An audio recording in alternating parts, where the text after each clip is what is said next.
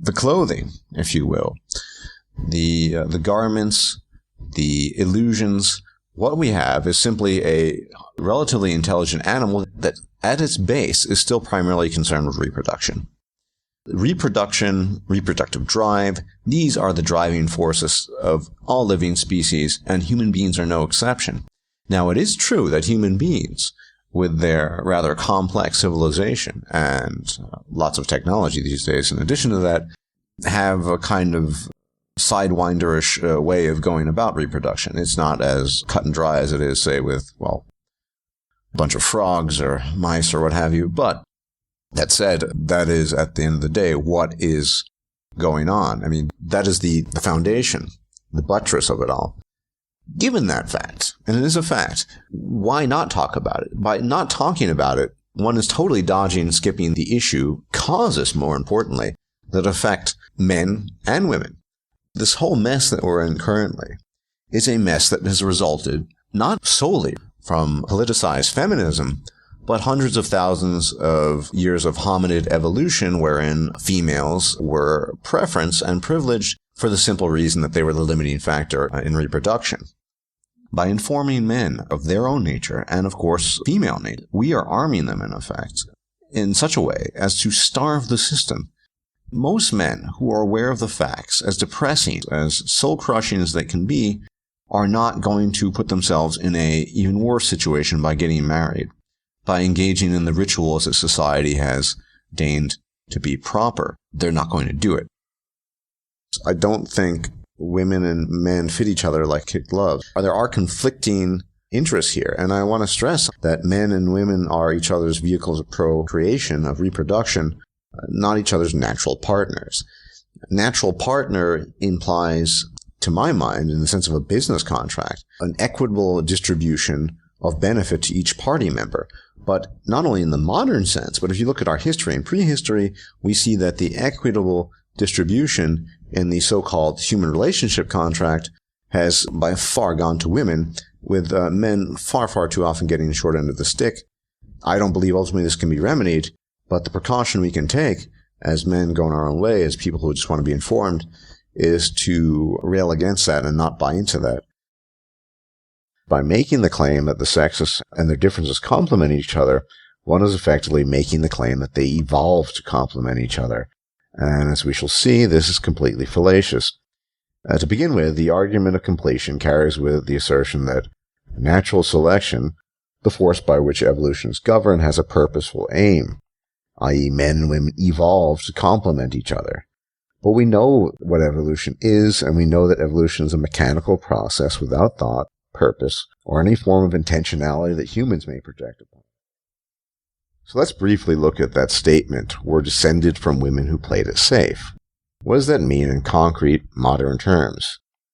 It means an unwillingness to accept personal responsibility, and above all, a willingness to make use of proxy agents, almost invariably male.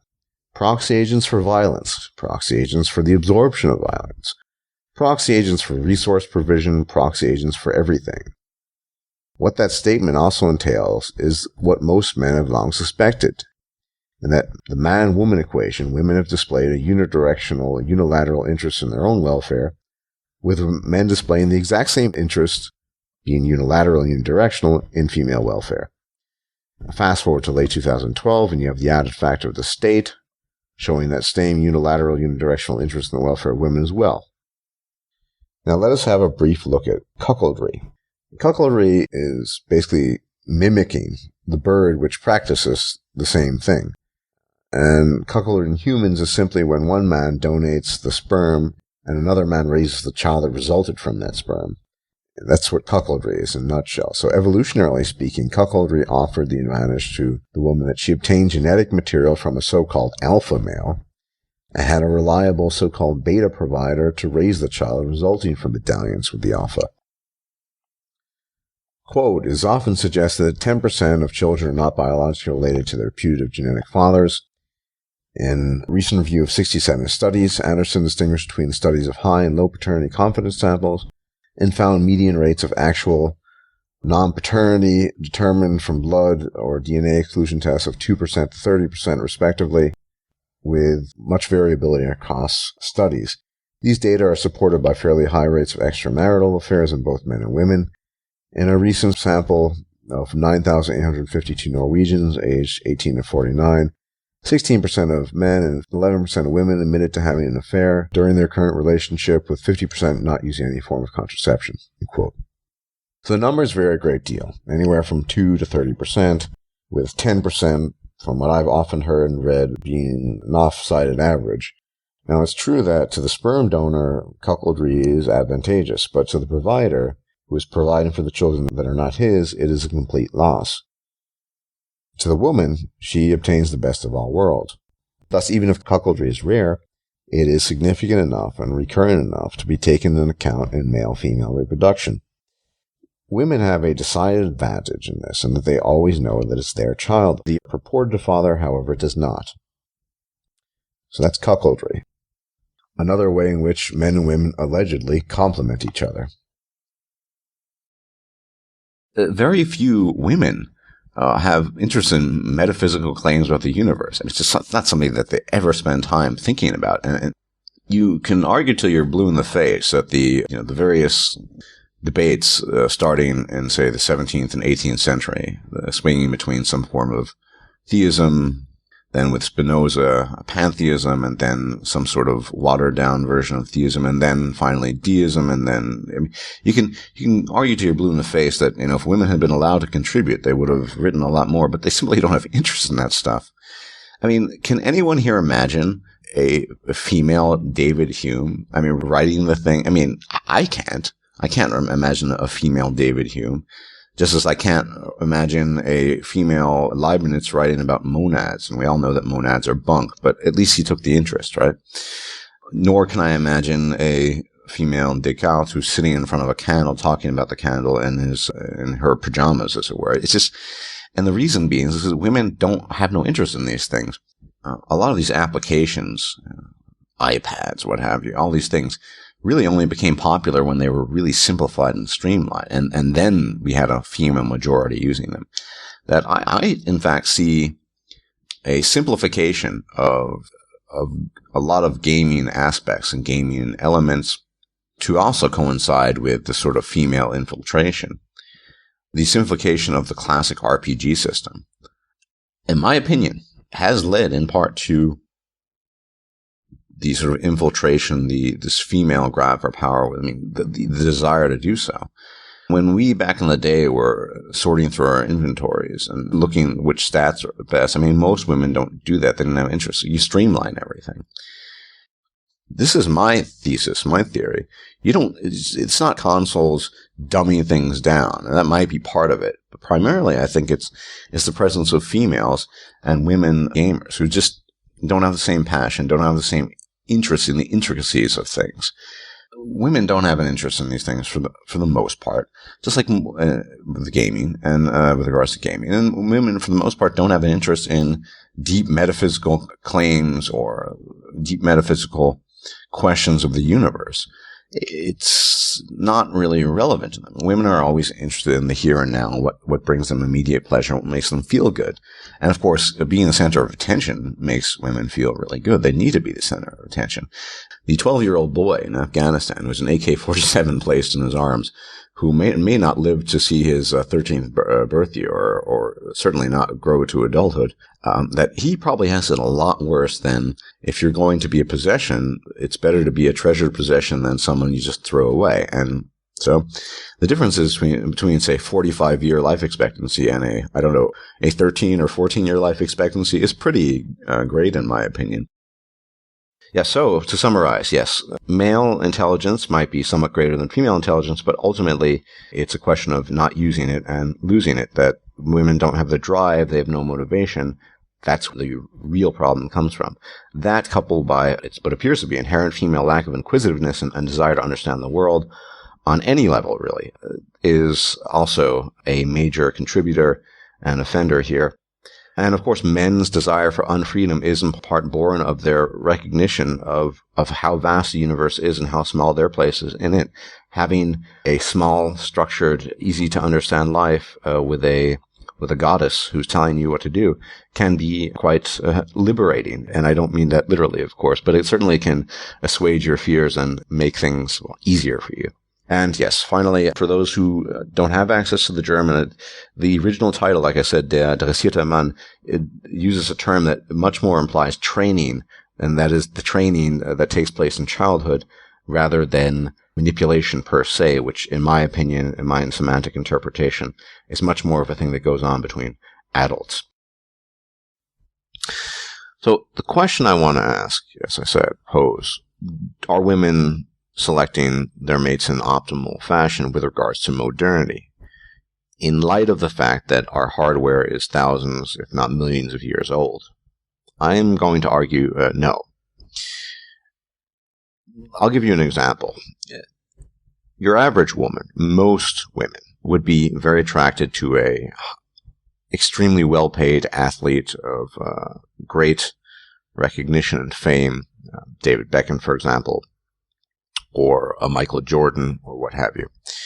And there's no doubt that they're very talented in their respective fields, in their respective athletic fields. But the question is, all these football players or basketball players or even tennis players, they are contributing to the entertainment of many human beings, but in a very modest way are they in fact contributing to the advancement of humanity. What would contribute to the advancement of humanity? Well, I think it's easy to say and easy to claim, and I don't think it can be refuted, that humanity on the whole would benefit if more human beings across the board were more intelligent. But yes, a woman, of course, would be most interested in that kind of guy. High status, quote-unquote attractive, good build, lots of money, so on and so forth. He, at least in conventional evolutionary terms, would be a good mate, a good protector, and a good provider, allegedly. But he might not be contributing the IQ genes to his progeny and the same female by the same token. And let me now castigate men. Yes, I'm castigating myself as well for our mate selection preferences. We always seek fecundity in females. We like the hip-bust ratio, relatively slim women, large breasts, shapely curves, neotenous facial features, youthful, and so on and so forth. However, it's very rare that such women bear great degrees of intelligence. It's extremely rare, in fact. Where's the problem here? The problem is that if we want to advance as a species, we need to take into account these things. That despite all of our visceral instincts in our gut and in the reptilian hindbrain and so on and so forth, that those are not the kinds of people that will be most beneficial to advancing humanity. What kinds of people would be most beneficial? Well, I look at history, and it's very revealing.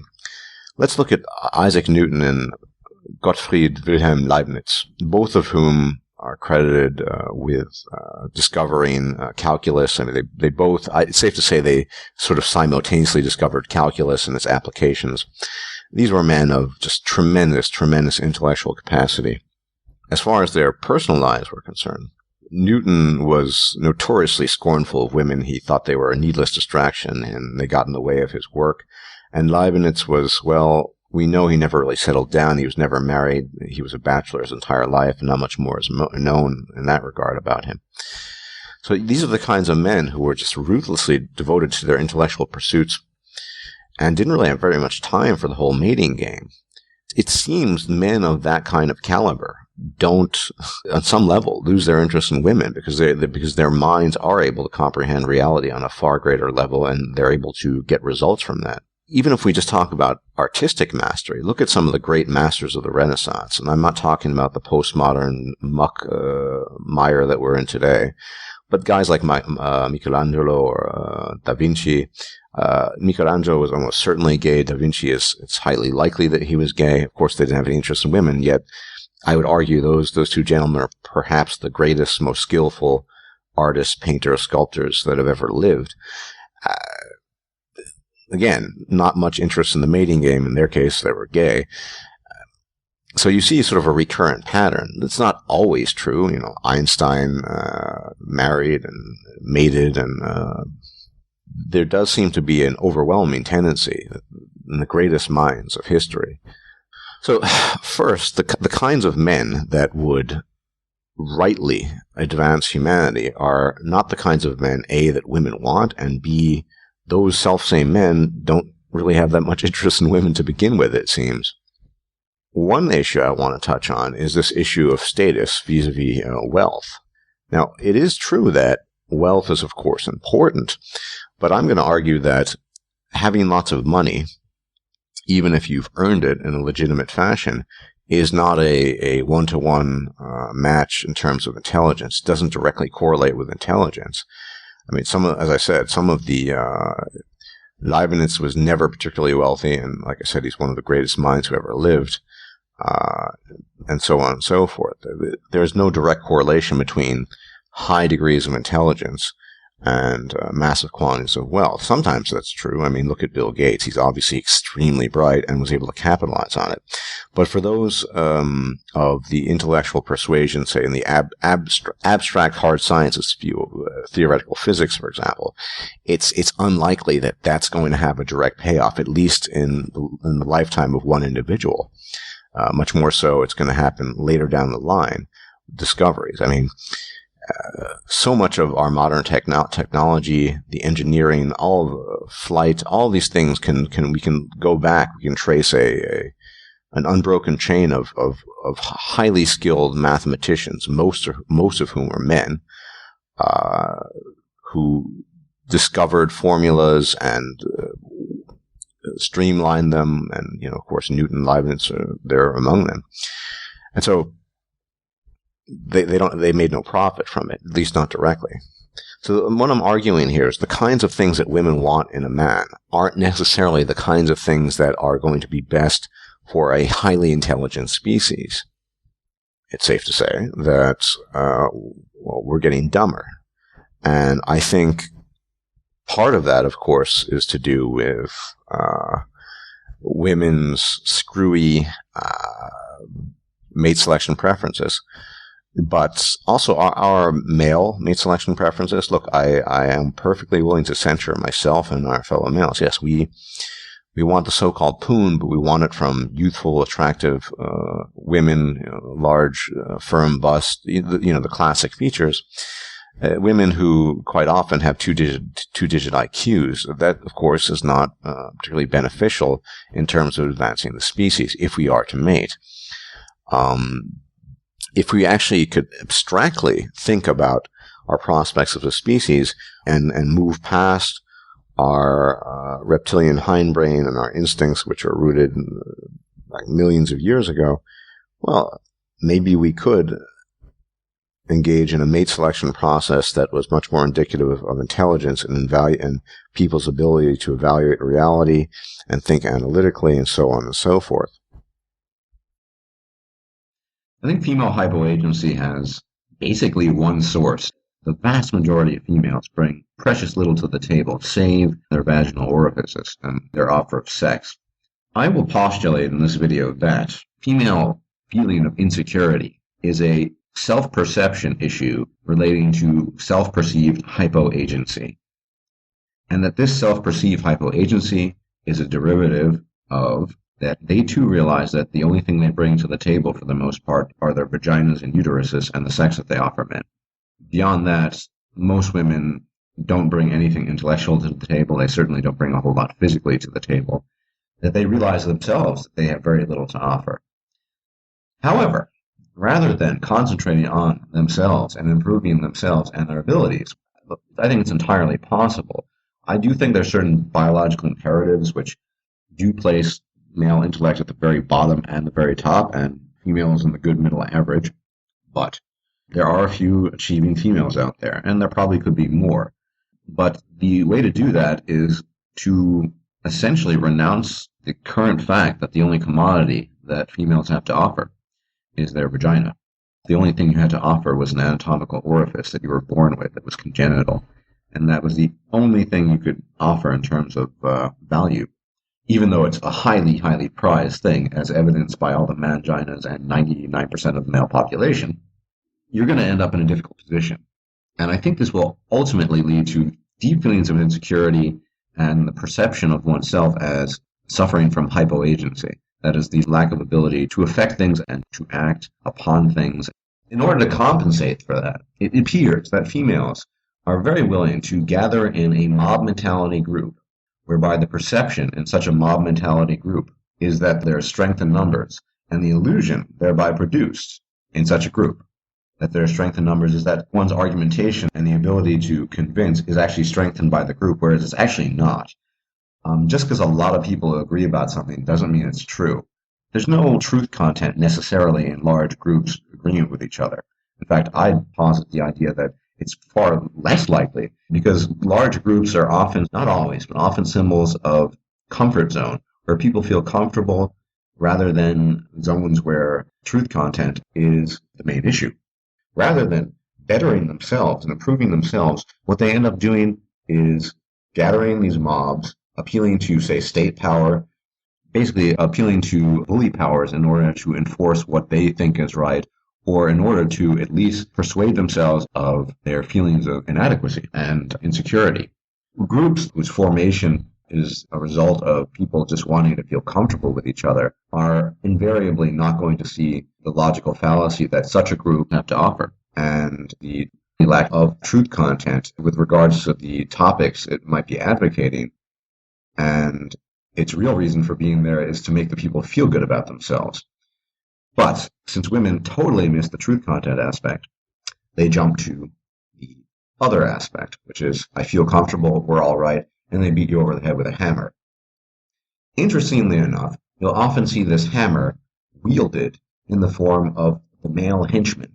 The male henchman is one who kowtows to the female will and one who denigrates himself in the eyes of the female in an effort to garner their favor in order to gain access to their most coveted vaginal orifice.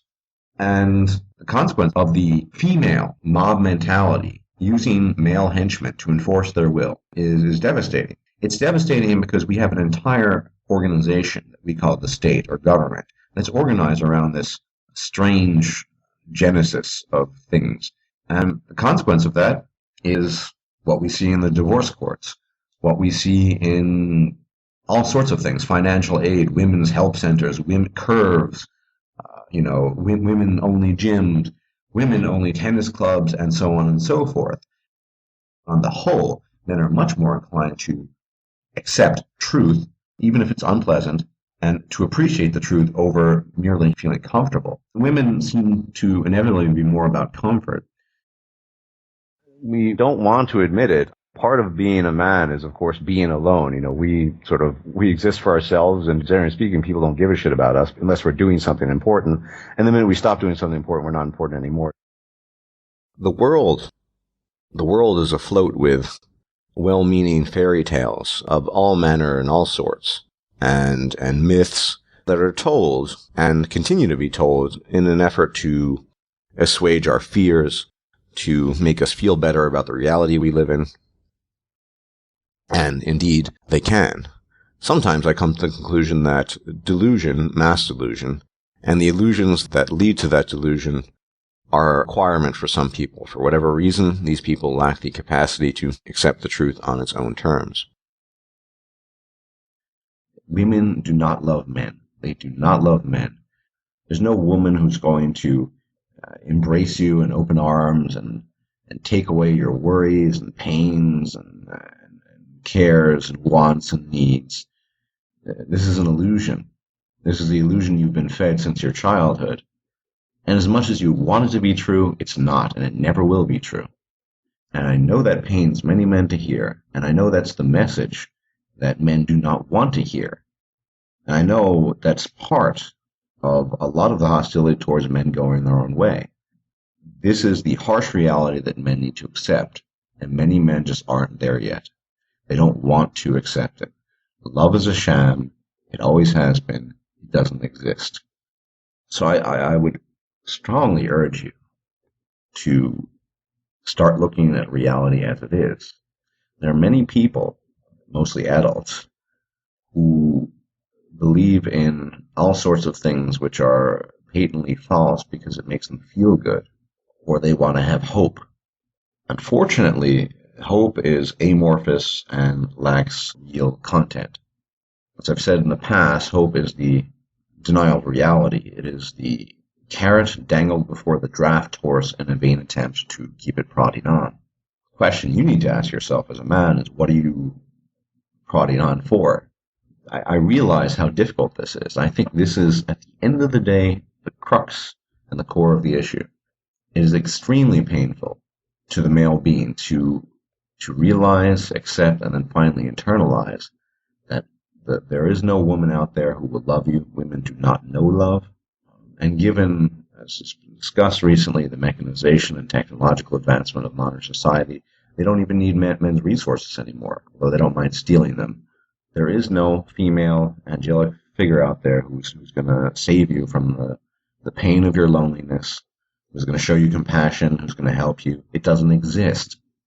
Yeah, I know. It clearly is to many men a painful realization, and the internalization of that realization no more painful. But at some point in time, you need to move past that.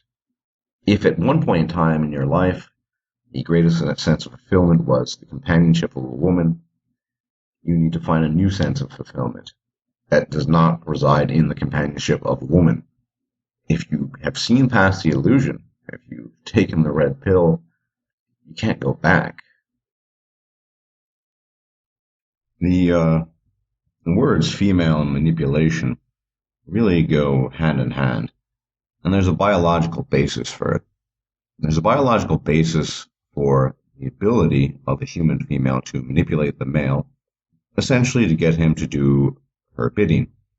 It makes sense that women have, over the millennia and millions of years, the human female developed an ability to, they're much more efficient at socializing than men are. I mean, that's been documented in a whole bunch of studies. They had to do that in earlier times, cooperation, things of that nature.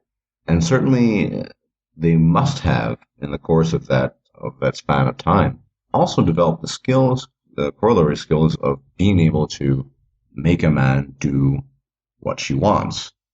And whilst the driving force behind that might be the man's desire to procreate, i.e. pussy, I think women are indeed equipped with a whole set of skills that allow them to further that. That is, social skills, cognitive skills, and other skills. Women are clearly better than men at certain things, and that's a biological basis, just as men are better at women than women at certain things. And one of these things, as I said, have been saying, is manipulation.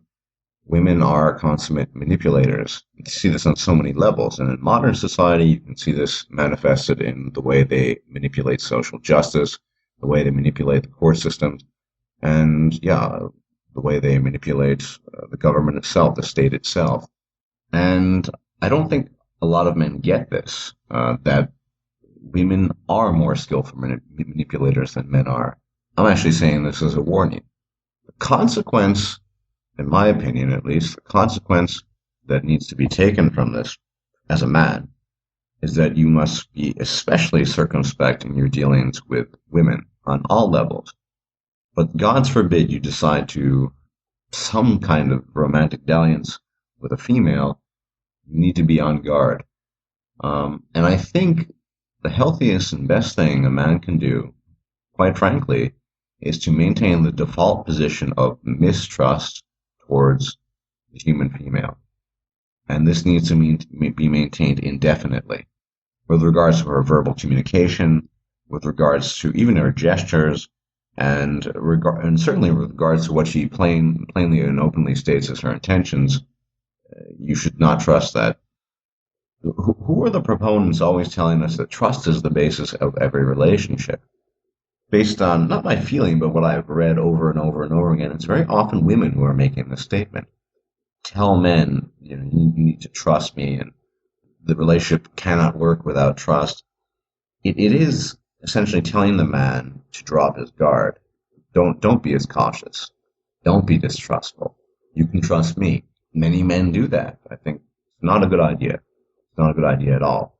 I think it's downright dangerous in many ways. And of course, always remain aware that a woman will always put her own interests ahead of yours, and that she has no interest in you beyond that which you can do for her.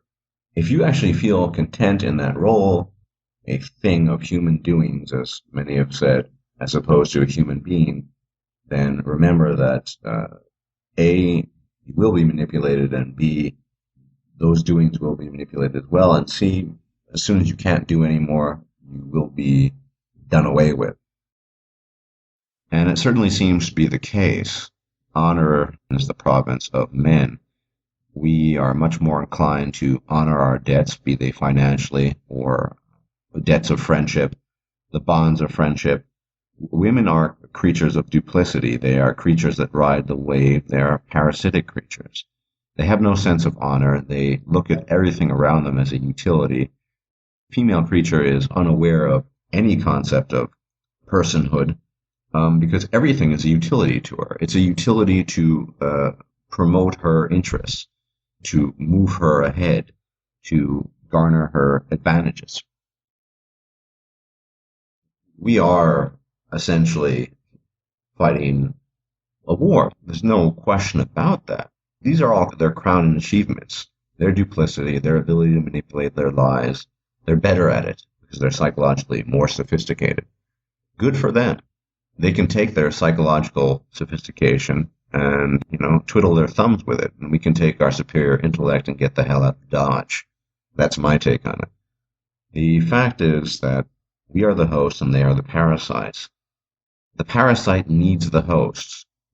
And the fact is that women, as a collective, would simply die off, and the vast majority would not be able to continue with their lives without men to lie to manipulate in order to garner resources.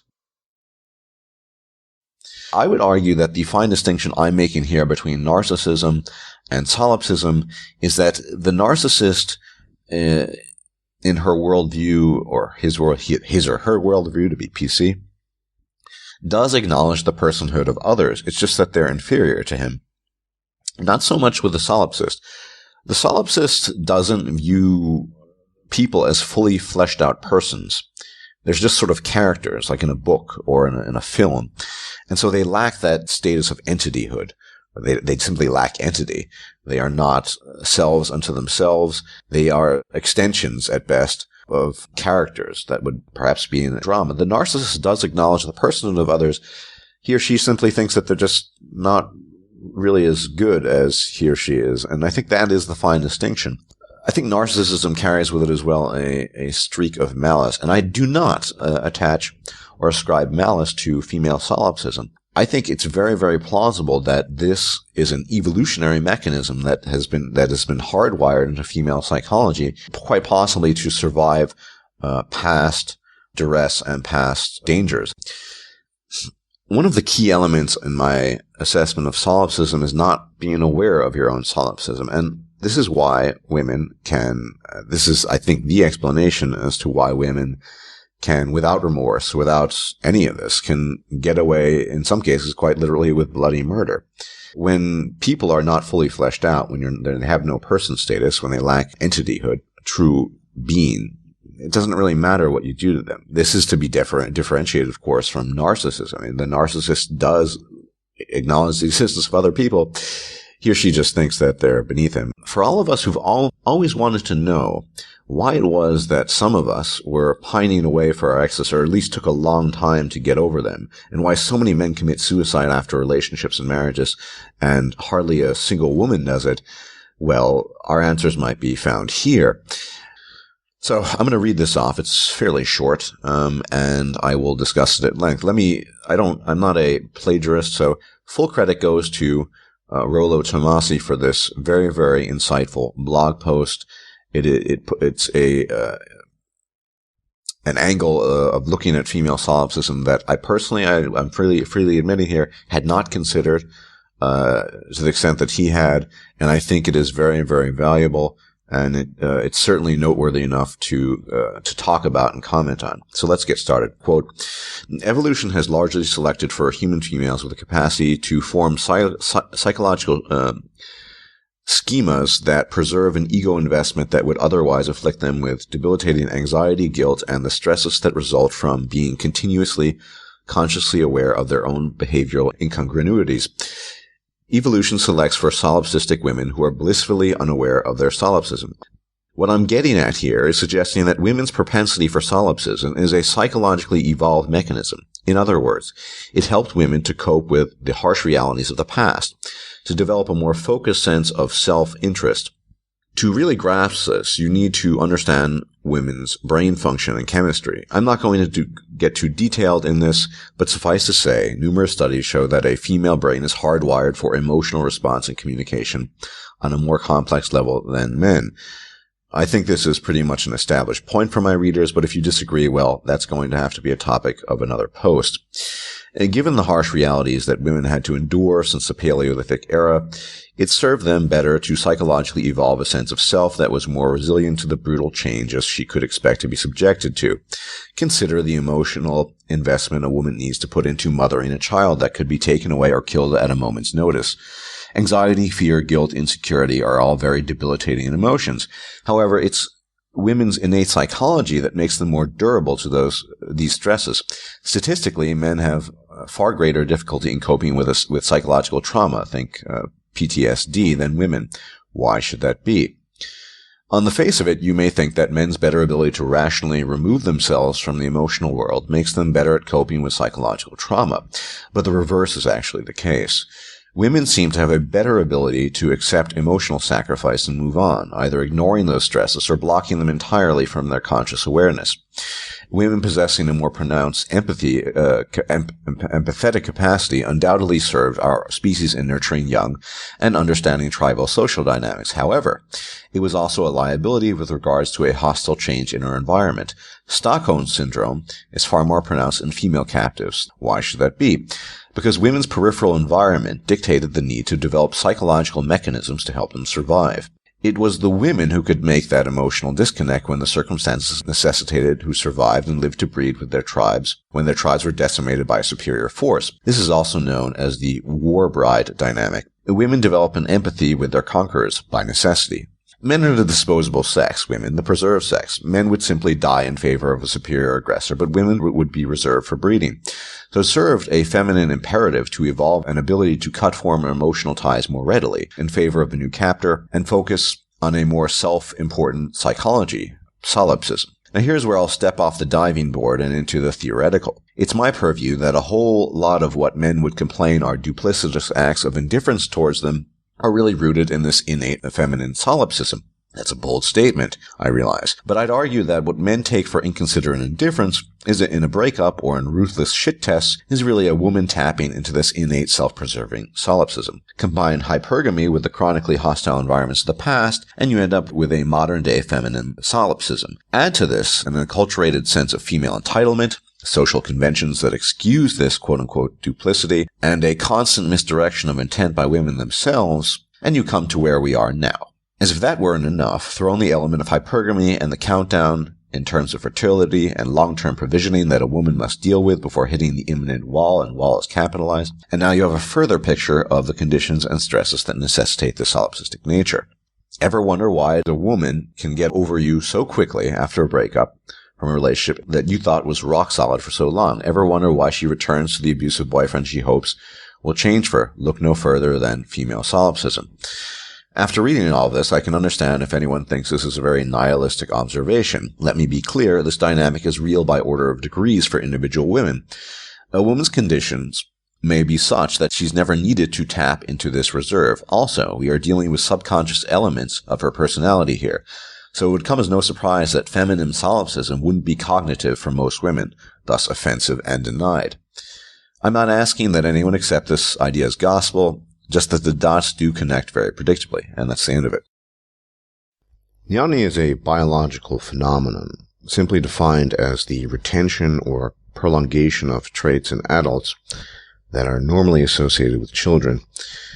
Neoteny is extremely prevalent in the human female over time and uncounted generations, Evolution selected for neotenous features in the human female because, for whatever reason, human males express their preference for neotenous females in offering their labor, provision, and resources to this group, as opposed to females with fewer neotenous features, and mating with them, thus providing increased chances of greater neoteny in female offspring, and raising highly neotenous features to be a standard that is now effectively the standard across the globe, irrespective of culture or country when it comes to the preferences of men in choosing mates. Since neoteny on its own is a purely biological phenomenon, it will likely have given birth to social phenomena related to it, inasmuch as a biological phenomenon is the precursor to a social and cultural phenomenon by dint of simple precedents. We are also aware of hypoagency, a term I coined a while back to describe women's seeming unwillingness or inability to effect changes upon the world directly, often working through proxy agents, i.e. men. Hypoagency is also clearly a derivative of selective pressures in the past, when the environment our ancestors lived in was radically different to the current one, and the average male's superior strength, as an example, put him in what was essentially a caretaker role to the female. And because we had lived in such a harsh environment that likely required such a setup for far longer than the current one of comfort extraordinaire, this phenomenon of hypoagency has become ingrained in the human psyche, both in the female, in her perception of herself, and male perception of women. Men had for millennia been exposed to constant stress, duress, and violent death, and women had been, to the extent that it was possible, spared of most of that. And unsurprisingly, this pattern continues today, since we are all still running on 20,000-year-old software. Children are not endowed with a sense of responsibility. This must be learnt and acquired. And responsibility to others can only be acquired if otherhood itself is something that has legitimately been acknowledged. Consider female entitlement. Children feel entitled because all they know are their needs and wants. They know no differently, and unfortunately, in many cases, the same can be said of women. The disgruntled wife who divorces on a whim, demanding payment from the hard-working husband, taking his children away, is no different because neither the husband nor the children are independent entities. Indeed, how often do we hear women speak in almost symbiotic terms of the child growing in their wombs? The husband owes her the money because that is what she wants. The children are extensions of herself, and thus there is no question of custody. And neither is it different in the case of the female who maintains a quote-unquote serious relationship with one man who provides her with financial services and gifts, and simultaneously keeps a lover on the side to service her sexual needs. A person possessed of a solipsistic worldview does not need to justify or rationalize any of this, since everything outside the self is there to serve the self, as is the case with a child. Remorse, regret, guilt, these feelings are foreign, and wrongdoing can easily be broken down into the simplistic formula of, quote, does it make me feel good or does it not, end quote. By commitment, I believe at least, in gyno speak, women are referring to a term or concept whereby the man essentially shackles himself to the woman and does her bidding. I think commitment is essentially a euphemistic term for servility, and maybe I would go so far as to say slavery, a kind of domestic slavery. And the reason why I say that is because it's clear that when a woman speaks of commitment, she desires the man to subordinate himself, his desires, and to submit to her wishes and desires, and to submit himself to her, whereby she is the priority in every respect. That is really what commitment boils down to. But let's talk about the term commitment phobe. Now, it's very obvious that this is a shaming term. Why in gyno speech do they use this term? Well, first off, he has a phobia, so he's afraid. So there's the fear. It's a negative term. He's fearful, and he doesn't want to commit. He doesn't want to to join in this wonderful bonding and what have you. Commitment phobics claimed the reason why they don't want to commit is so they can have sex with multiple partners. In very few cases, this is actually the case. Whether there are men going their own way or not, at least in an active manner, they don't want to commit for a very different reason, for several different reasons. But I think the actual interpretation of the term commitment phobe is probably closer to liberty lover or freedom lover, someone who prizes his own freedom and his autonomy over that of subordination and self-abasement and self-imposed slavery towards the will of another, towards the will of the vaginally endowed. The term is a shaming term and it's negative because that's how women, well, and mangines and others, but essentially women, score points and make men feel bad because men, in some cases, refuse to do their bidding and execute their will. And so the commitment phobe, of course, is one such man. He is someone who's chosen to go his own way, in the vast majority of cases, not so he can have sex with multiple partners, but simply because he values his freedom, his autonomy, and he doesn't want to subordinate himself to someone who has respect for none of those things. Let's turn the tables here for a little bit, and let's consider the concept of a female commitment phobe. But we don't use that term for females, do we? When a woman doesn't want to be in a relationship or wants to go on her own, tackle the world on her own, she is a strong, independent woman, someone to be admired. When a man does that, he's a loner, a loser, and a commitment phobe. So we see, of course, as usual, the double standard. And so it is the expectation put upon men to engage in so-called commitment, and self-abasement and slavery towards the woman. So ultimately, commitment is nothing else than slavery. It is a form of subordination and total subordination. Remember, because the man's wishes in a relationship really don't count. To the extent that the man can fulfill the woman's wishes, she might throw him a bone or what have you, just like a dog, essentially. That's how he's treated. And fuck the manginas who concede to it and acquiesce to it. And yeah, then we should all continue being commitment phobes, because to my mind, it's a noble thing, the desire to maintain your autonomy, keep up your freedom, and to resist what essentially is tyranny at the end of the day. It is the tyranny of the many, and I do mean many, many, many. In order to properly gauge the merits of female partnership, we can make use of the apt analogy of the job seeker, the employer, and the CV. The job description is as follows: caring, generous, nurturing, reliable, and trustworthy. I use this description because it corresponds to the mythology attributed to women in relationships. The employer is the male, and he must examine the job applicant's CV in detail so as to come to a conclusion about the soundness of employing her. Examining women and female behavior through the lens of both history and modernity allows us to properly read their metaphorical CV. Analogous to the academic and job-related qualifications, we have the historical track record of women spanning untold millennia. The human female evolved the tools to fully optimize her own direct survival and that of her direct offspring. The entirety of female psychology is built around this evolution, and everything women do, in large measure, can be reduced to this and only this. The best tool she had at her disposal were the resources, intellectual, physical, financial, emotional, of men.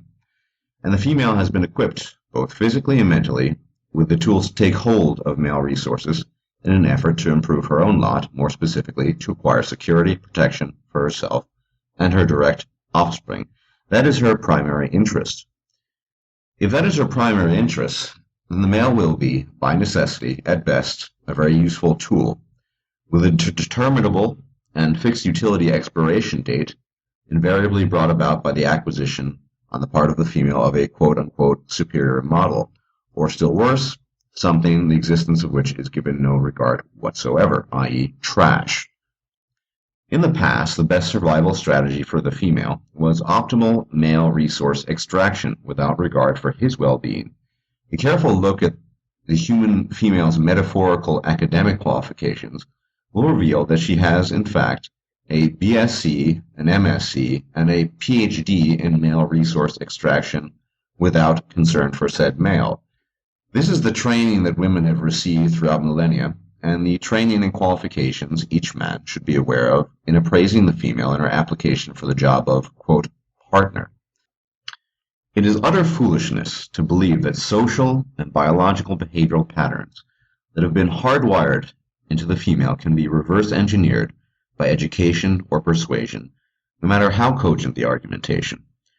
The question rightly arises from all of this as to whether or not men are as beholden to their biology with respect to behavior as women are, and it must sadly be stated that the majority of them indeed are. Men have always and continue to compete in what is termed the dominance hierarchy, wherein individual men compete against each other in an effort to gain status in order to attract prospective females. The question is, why is dominance hierarchy competition unhealthy? The first problem with dominance hierarchy competition, and the problem from which all the others stem, is the objective. Competition occurs not to better oneself or to improve one's abilities for oneself or to help one's fellow men, but to pursue women. Quote-unquote successful competitors are then scrutinized by females who use their congenital, instinctual, hypergamous instincts to assess said competitors. This process pits men against men in a similar fashion to war. Men then are very willing to inflict harm, bodily and otherwise, upon their fellow men in an effort to garner female favor. In answer to the question, is men's behavior dictated by their biology as much as that of females, in light of the evidence we have at hand and of the destructive dominance hierarchy competition, I'm sad to say that it is. It is claimed that when men fail and suffer in their relationships, it is entirely their fault, because they were not cautious and careful enough when assessing their female partners, discounting the fact, the very open fact, that men for decades have been fed lies, fairy tales, and outright mythology concerning the nature of females, and yet the responsibility lies squarely with the male, or so it is claimed.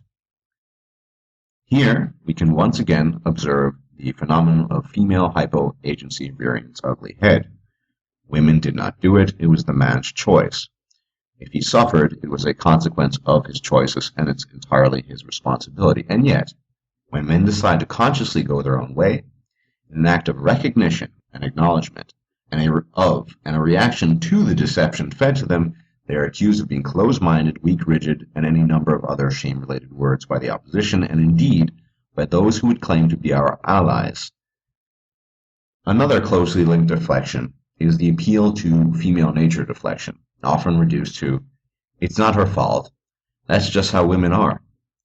Once again, no responsibility. And when we men correctly assess and internalize female nature, and turn our backs on it, we are called extreme. I'll give you an example. If a large predatory animal were attacking you, you would have the right to defend yourself, even though said animal might merely be following its instincts. Maybe it's hungry, and maybe that's the reason it's attacking you. It doesn't matter. Likewise with women. In recognizing female nature, we reserve the right to reject that nature as dangerous and harmful to men, and we reserve the right to practice our own form of defense, which is our turning our backs to it and walking away. Let me ask you honestly, how much intermasculine conflict do you believe there would be if females were not present, and if females were not showing their stuff off to men, presenting their goods? I dare claim there would be much, much less conflict, perhaps none whatsoever. Until it is understood that the female lies at the fulcrum of all of our issues, and more specifically, that her congenital gift of the uterus drives us down the cycle of male competition and violence, and internecine conflict amongst ourselves, we must discuss and illuminate female nature. It's unavoidable.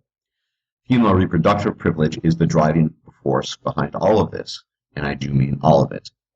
Much as the Federal Reserve in the United States seeks to maintain a stranglehold on the dollar and indeed all currencies, banning competing currencies, so too do females along with their male henchmen desire to ban reproductive competition in the form of male birth control, and still more in the form of artificial womb technology, thereby ensuring that the millennial competition and conflict amongst men is further perpetuated, and forever trapping us within the cyclic nature of history.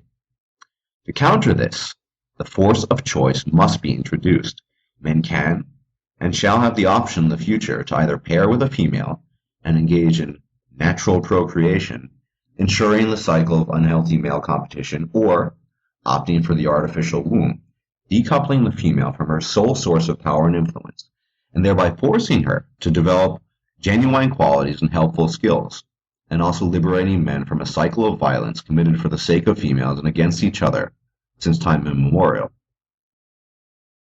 Women are constant manipulators, and the fact is that so much of what women do comes down to deception, and in particular their relations to men and how they deal with us revolves around deception, lies, manipulation.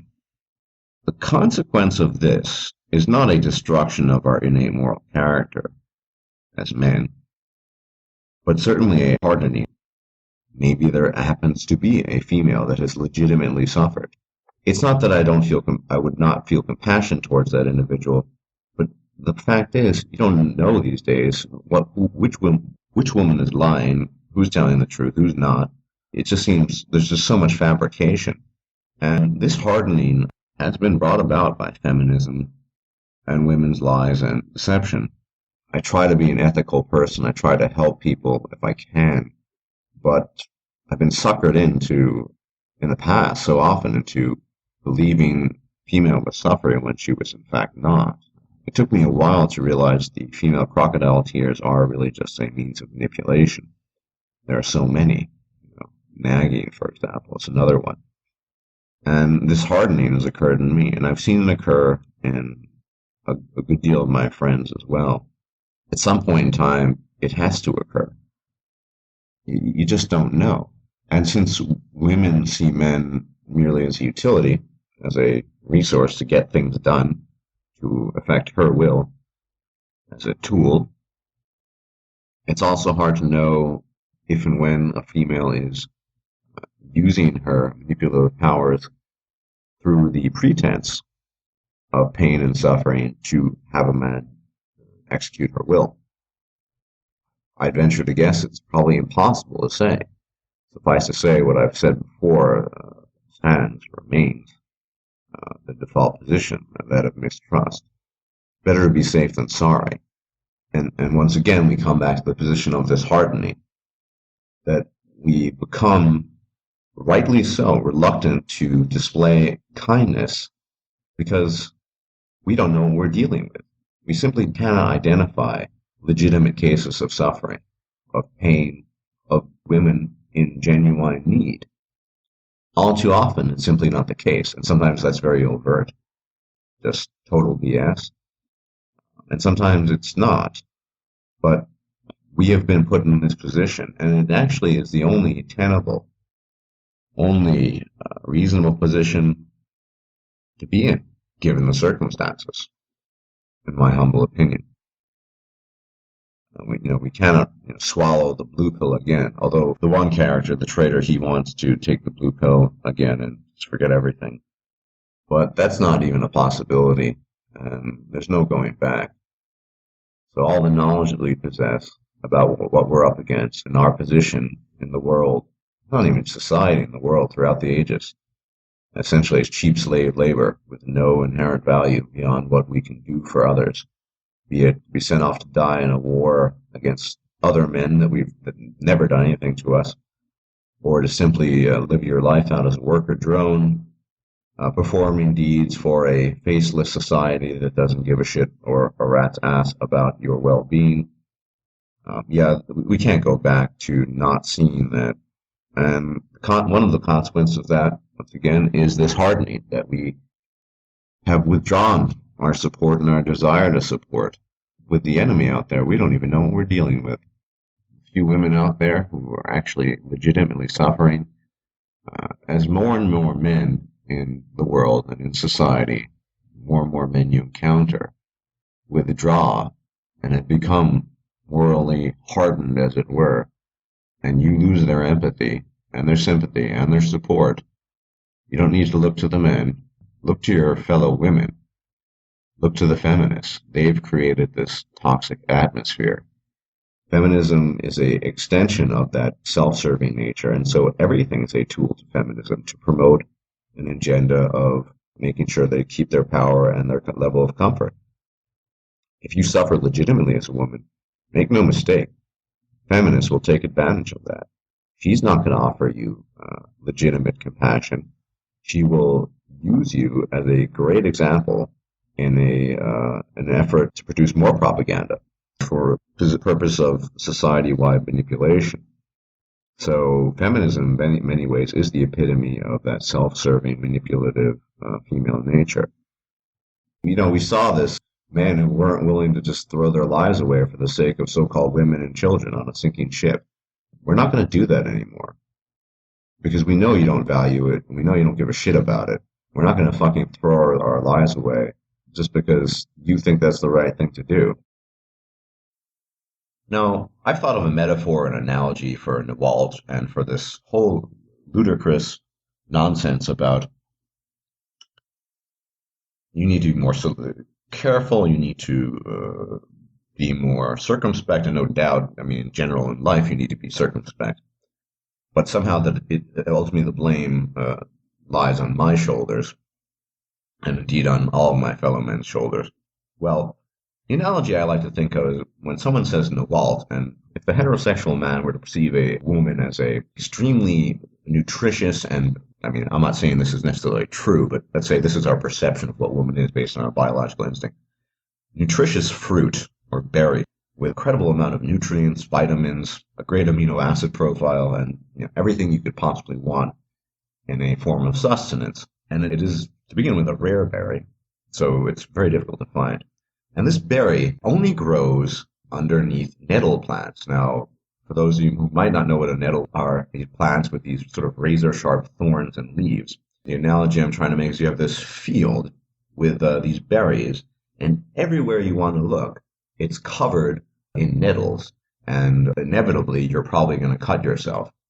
What's more, beyond the nettles, most of these berries are not only rare, but there is a species of berries that's nearly identical in appearance to it, and it's highly poisonous and toxic. In any given field, I'll be generous, 99% of those berries will be the imitation berry, the toxic one. And you might have 1% of the highly nutritious, highly sought-after berry that will provide all the nutrients for your sustenance, buried underneath a never-ending series of nettles. Well, that's pretty much what the odds are with regards to women, if I'm being generous. And so that is what the blame game deflection comes down to, is that instead of realizing that the field is covered in rather dangerous and abrasive nettles, and that this imitation species berry is everywhere you look, is it statistically probable that you're going to find the highly sought-after berry that will give you all the nutrients and sustain you? No, probably not. In fact, very, very unlikely if you just look at it statistically. And yet, we hear all the time, it is your fault. You need to be more selective. You need to be more careful, more circumspect. And it really is, particularly when talking to women, although you hear it unfortunately from men as well, a never-ending series of deflections. And NAWALT is simply just one of them. But they have several things in common. They're vacuous, that is, they lack real content, and they explain nothing. If you ask a woman, for example, let's take for granted that your so-called explanation, not all women are like that, is accurate. Why are some women like that then? And I say some to some extent to smooth things over to the extent where I can actually have a discussion, which is almost impossible anyway. The explanation I got a few times I mentioned is that because you, that is the man, is looking for that type of woman, so it is ultimately your fault. There is never, and I repeat, never an examination of why the women themselves are behaving this way. Are there societal forces at work? Are there biological forces at work? Are there sociological forces at work? All converging on one point to create what one could only describe as a monstrosity. Of course not. You're the guy, you're the man, it's your fault. And so I have to think and say that maybe it's not even worth talking to women about this. I'm not even talking about feminists. I'm just talking about your average woman who refuses to acknowledge her privilege, who doesn't want to have a rational discussion. Well, since when do women? This is a conclusion I've come to, that it simply does not matter what you say. If you want to have a rational discussion and talk about details about anything. Now, let's reverse this just briefly. If we're talking about a woman, I highly doubt that she'll be told either by her girlfriends or even by men that it's her fault. No, then you go to the so-called generalization, the generalizations which aren't very testable in actual reality, but never mind that. Men are pigs, men are this, men are violent. He didn't respect you enough. How often have you heard that? He didn't respect you enough because he didn't want to buy you XYZ jewelry or take you out to a fancy dinner. So you see where this is going. Women are not interested in explanation. They're also not particularly interested in how things work for the most part. So this is, I think, an extension of that. They don't want to understand why things are the way they are. And so they employ these deflections. These are my final thoughts on NAWALT. Let's look at NAWALT logically. NAWALT standing for not all women are like that. If you look at it in terms of formal logic, if NAWALT, not all women are like that, therefore some women must be like that, because not all women that are like that implies some women are like that. The frequency of which this excuse is offered, then you quickly arrive at a many women are like that. There's a direct correspondence to that.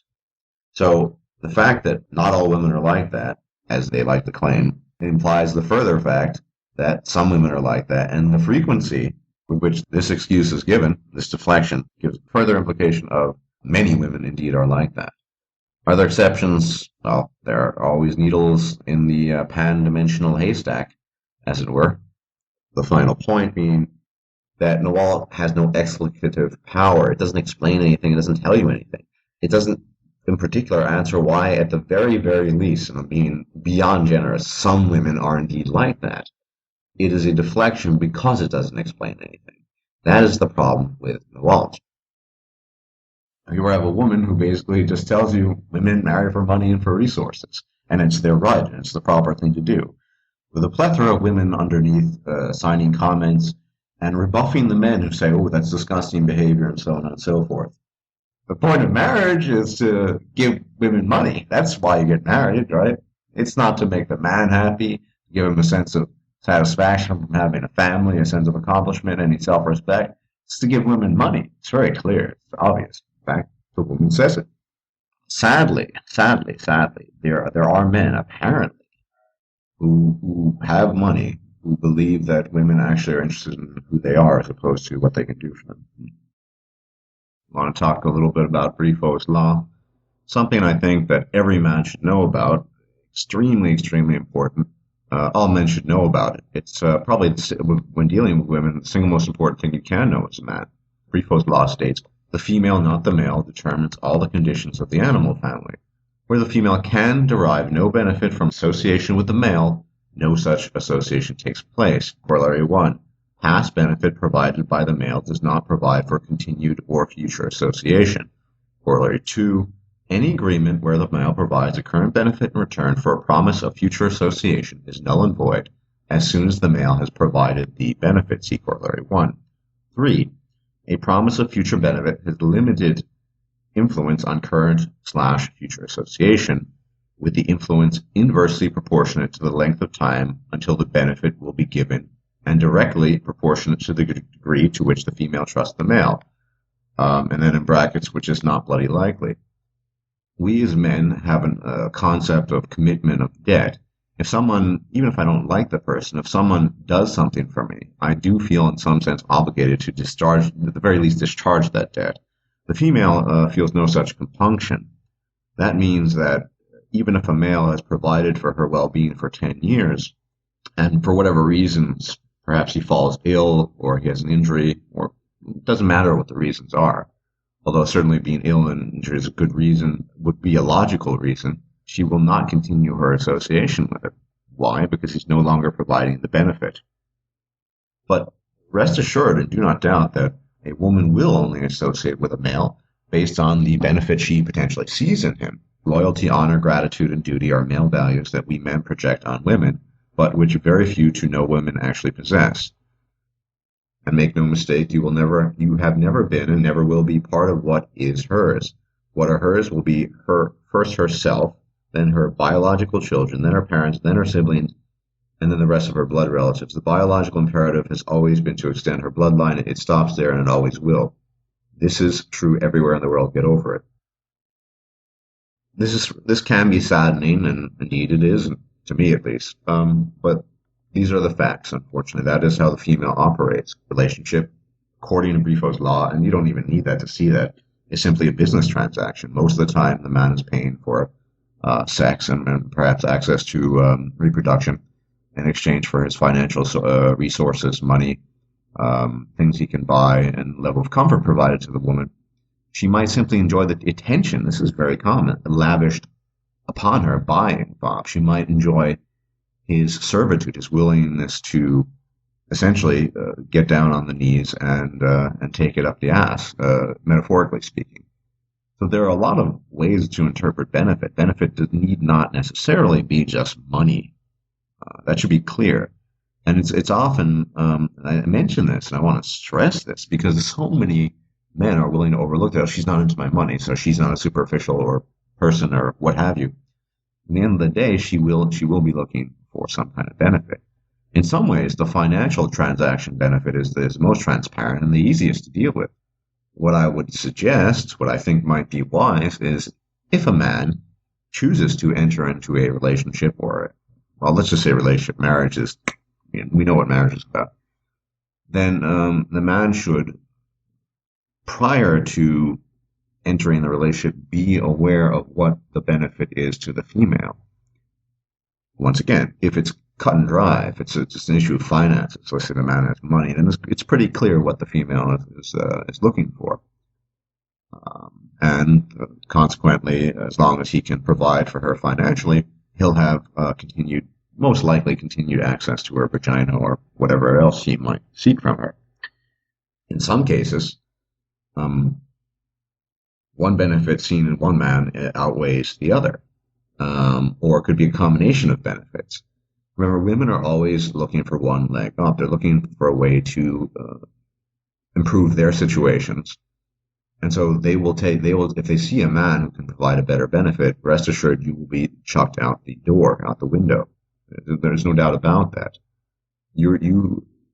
This cannot be stressed enough, and I apologize if it's repetitive. Remember, you have no humanity, no personhood in the eyes of a woman. You are merely a tool. You are merely a utility. That is your only purpose, is to serve her interests. And she is willing to give you sex in return, perhaps some feigned motherly sense of comfort at best. But all those quote-unquote gifts, or rather the services rendered for the contract, will cease to be once she finds someone else who can provide a better benefit. Maybe she'll even cuckold. Maybe she'll have children with that guy, and you take care of them because you're the good father. Potentially, if you're not a father, but you see my point. Quote, half of all women would lie to their husbands or partners to keep their relationship going if they became pregnant by another man, a survey said today. Figures showed 1 woman in 2 would not tell her man that the baby she was carrying was not his if she wanted him to stay. They also said 4 out of 10, 42%, would lie about contraception in order to get pregnant in spite of the wishes of their partner. The new survey of women's attitudes to truth, relationships, and behavior said the overwhelming majority, 96%, admit to lying. So, right there, 42% of the survey samples taken, those Mancunian women would lie to their partners about contraception to trick him in order to get pregnant, in order to keep him, for example, in spite of the wishes of their partner. Women have no restraint about lying, deceiving. They'll do it. They don't care about the consequences. They don't care what happens to the man. They're thinking only about their own wishes. One of my subscribers sent me an article depicting a situation in Nova Scotia, Canada, whereby the gentleman poked holes in the condom he was using whilst having intercourse with his girlfriend, and she became pregnant. This man as well, in this particular individual case, he was only thinking about his own wishes, and yet he's being charged with sexual assault and thrown in jail for 1.5 years. In the UK, in the United States and in Canada apparently as well, it's that kind of behavior on the part of women is not considered criminal. It's barely even frowned upon. It's thought of perhaps of being in poor taste at best. Yet the man did the exact same thing in this case, and he's being charged with sexual assault and 18 months of imprisonment. We often speak of equality under the law. Well, where's the equality under the law now? The guy did exactly the same thing as thousands, if not millions of women on a daily basis across the world do. Surreptitiously get off the pill in order to get pregnant. However you swing it, if you want equality under the law, either this man did commit sexual assault, in which case 42% of those Mancunian women that were surveyed have or are willing to commit sexual assault as well as women who have in fact committed sexual assault in this way by lying, secretly getting off the pill in a deceitful act of betrayal. Or it's not. I mean, it's simply something frowned upon. This guy should not be charged with any criminal activity, either or. In a world which actually would strive for equality under the law and justice, either way, it would be just one outcome. You wouldn't have, well, women can get off the pill and trick their men into getting pregnant and then entrap them, but this guy, he's a man, so we're going to get him. We're going to charge him with sexual assault, and we're going to throw him in prison for 18 months. There are so many women out there who are willing to deceive their partners and get pregnant against partners' wishes. I cannot tell you the number of stories that I hear from subscribers, from people I game with, from men across the world, across the globe, in Japan, right? Where the woman seduces him or gets him drunk or however you want to imagine it, every possibility. And then a couple of weeks or months later, gets a phone call, well, I'm pregnant, I have your kid.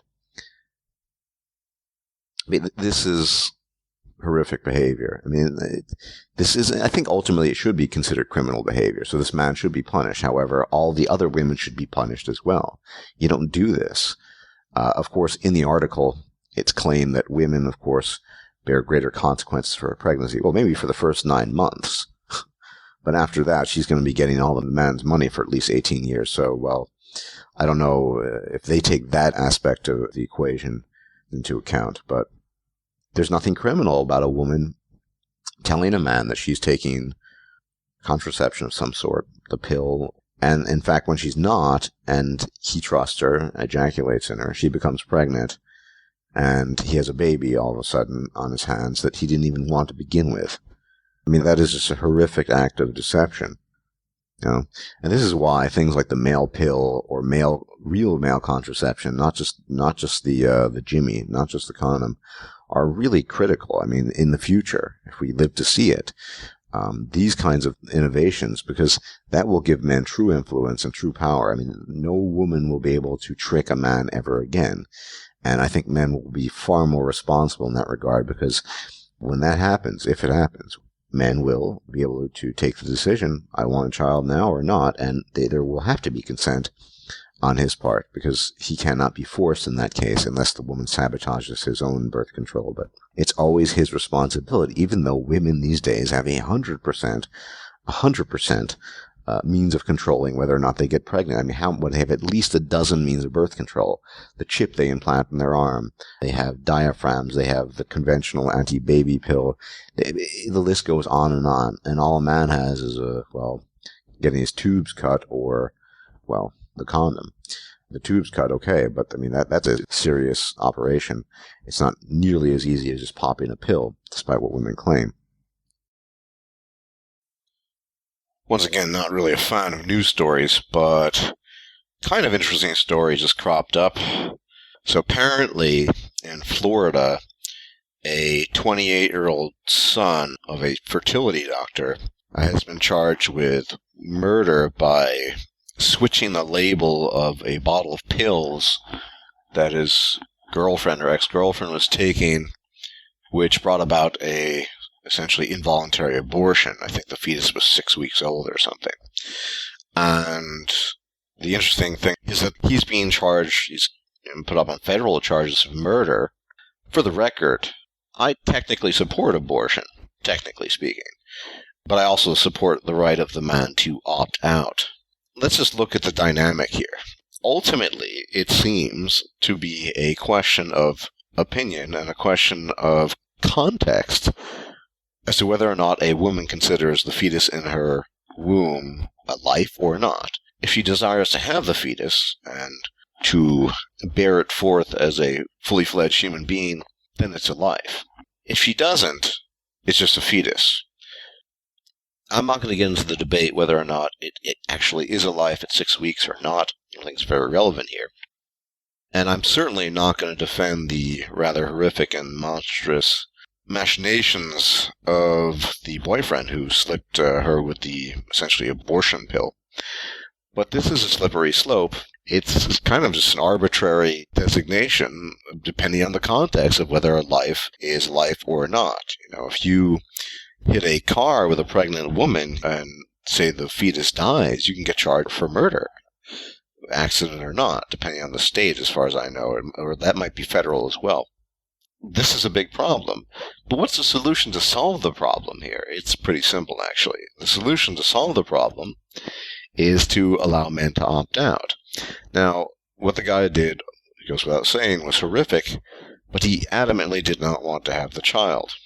Now, I don't know if he was concerned about being put up for child support or what have you, but the simple fact is that the problem itself would be solved without even needing to define what's a life and what's not a life and under what circumstances, if men simply had the option to opt out, to sign a piece of paper and say, I will have nothing to do with this child, it has no, barring my genetic relationship, no relationship to him whatsoever, that's it, and he's gone. And the woman takes the child on her own as her responsibility, and that's it. Simple solution. Whether the fetus is life or not, it's not really relevant. What really is relevant is the father has no agency. He has no choice. He has no freedom of association. His freedom of association with the child is determined by the mother. If he doesn't want to associate, it doesn't matter, because she tells him whether or not he can associate. If he does, it doesn't matter, because she tells him he cannot associate with the child. Very simple solution, ladies and gentlemen. Let the father have a say in it, either to say yay or nay, no, I don't want anything to do with the child, or yes, I do want to have something to do with it. Very simple. I don't see why this is such a problem, unless the society we live in is pretty misandric, unless the entire world and our civilization, particularly modern civilization, is infused with a kind of super-hyper-gynocentrism. Topic being male contraception, the male pill. Now, before we go ahead to the political aspects of this, traditionally, male contraception, if you look at it as just a scientific problem, the issue has always been a hormonal one. That is, the only way you can effectively make a male temporarily infertile is to do something with his testosterone levels. This generally doesn't work. And the reason it doesn't work is because you lose your libido and there are other potentially negative health effects. So it's not good to mess with the body's own testosterone production.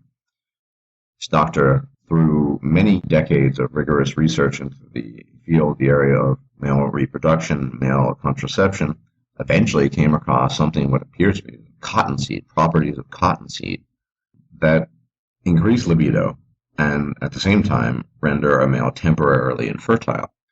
You'd think this would be one of the discoveries of the century. Very simple. Apparently it's been tested on many thousands of people as well. Very safe, in addition to being very effective. It's only temporary. According to him, after about 3 months, your fertility would return. Not available, but we have a male pill, a male contraceptive. Those are the medical and scientific aspects of it. Unfortunately, in large measure because of feminists, women, and pharmaceutical industries, let's not forget the pharmaceutical industrial complex, science and medicine, whilst able to work within its own sphere, doesn't always have an outlet because of these external political forces. That's an issue. The doctor telling that when he was at a congress, I believe in the late 80s, in communist Budapest in Hungary, there was controlled opposition, ranting, shouting, protestations coming from feminists. Now, it shouldn't be a secret to anyone who's in the know, anyone who is a man going his own way, or any man in the men's rights movement, that women would be fundamentally opposed to any idea of birth control. Most men, particularly men who are still chasing after a vagina, would love the option to be able to just ejaculate and not worry about the pregnancy issue. No consequences, I suppose. The issue here, very importantly, is the simple fact that women want control. The simple fact is that the true power of a female has always been, again, remains to be until that changes, is her reproduction, her ability to produce children, her uterus. But what if you were to empower men with the ability to make decisions about their own reproduction, reproductive rights, about their own ability to dispense sperm or not, about their own desire to inseminate or not? What happens to the vortex of female power in that context? I would say it dwindles, and rather rapidly, if not vanishes.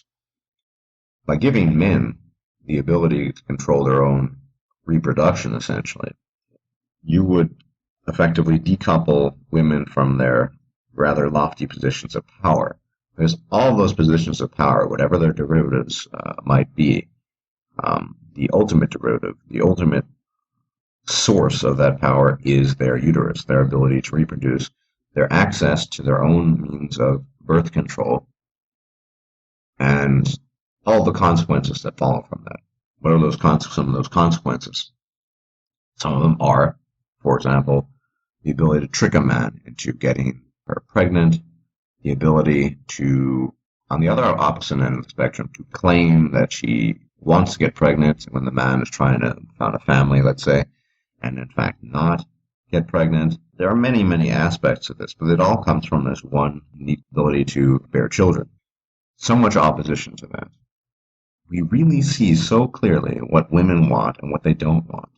They don't want men to have any autonomy and control over their lives. They want men to remain and continue to be dependent on women and women's sole means of controlling reproduction. That's what they want.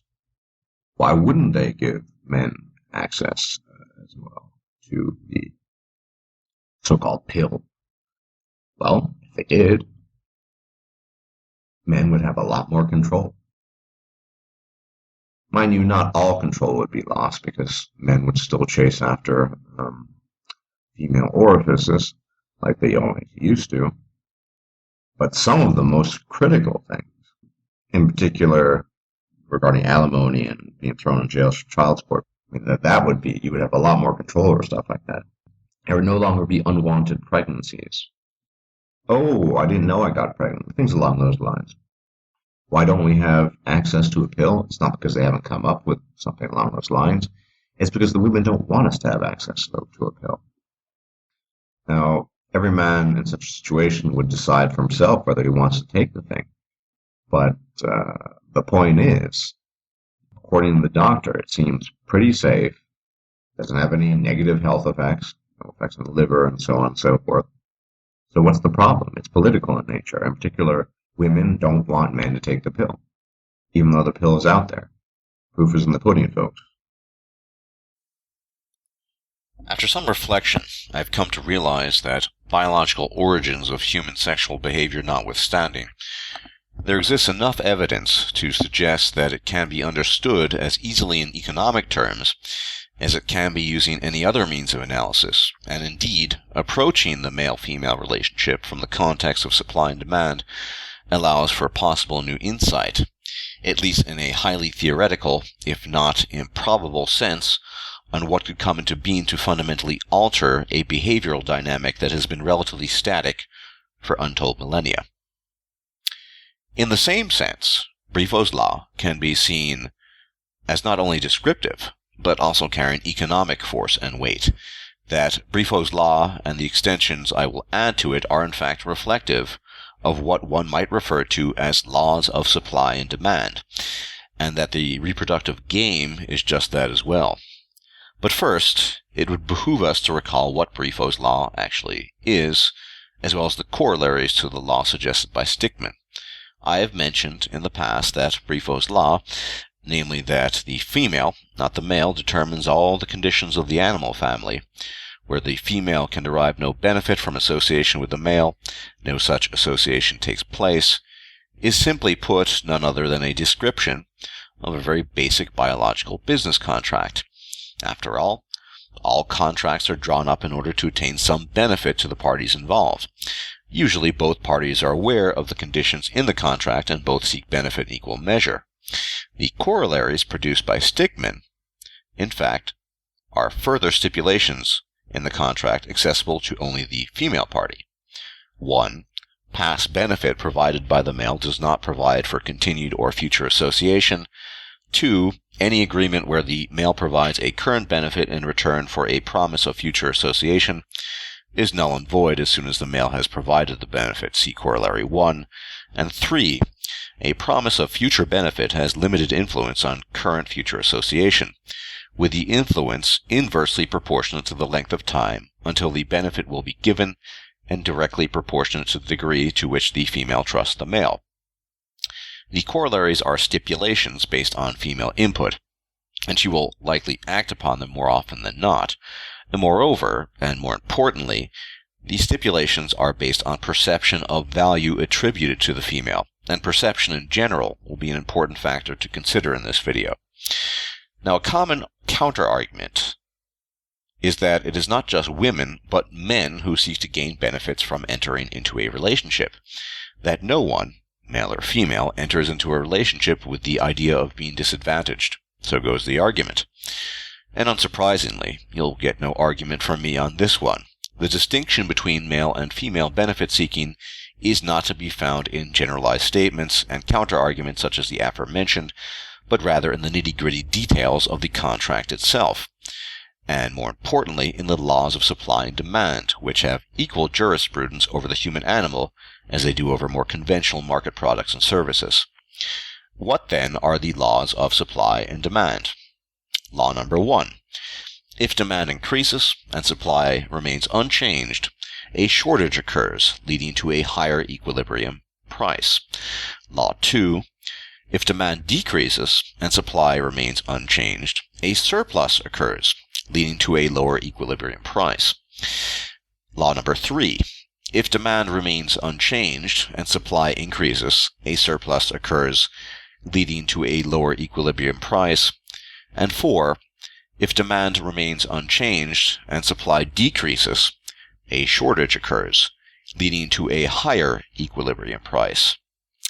If we observe carefully, we will see that for most of human history, only the first law has actually been applicable to the human female, and the second law has been the primary determinant of the human male as of this current date. In fact, it has effectively been a static state of affairs for millions of years.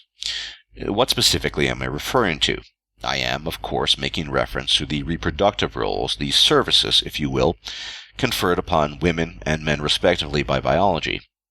Here it is not a question of actual numbers of men and women, but rather a question of function, where the woman represents the limiting factor in reproduction, possessing a uterus, confers high demand and low supply, where supply is based upon the fact that only one woman can become pregnant at any given time, and is then burdened with that pregnancy for a period of 9 months, and that without such a female service, the species could, at least potentially, go extinct. The man, on the contrary, can potentially inseminate thousands of women, meaning his services are of low demand and in high supply, the exact opposite of the female's market status. The primary distinction between actual market supply and demand in a society of available goods is that this status for both men and women has been relatively static, unchanging, and is almost entirely a consequence of biological realities, which is why law number 1 has remained applicable to human female since humans entered the terrestrial scene, and why 1 has never really been applied to human males, and 2 has been the primary descriptor of the human male market value with little change. That is to say that more or less, perceptually, the female, by way of her uterus, has been in high demand with little change to supply, and the male, likewise, has been in low demand with little change to his supply. 3 and 4 of the laws are only theoretically possible within the framework of human sexual biology, and could only become valid through intervening technology, something I will return to later in this video. If my observations are correct, and human biological goods can be mapped onto a loose form of supply and demand law, then we also have a powerful explicator for the general trends of male and female behavior in the reproductive arena, and a possible basis for breaking the static nature of that behavior if means were to be found to directly change the flow of reproductive market goods.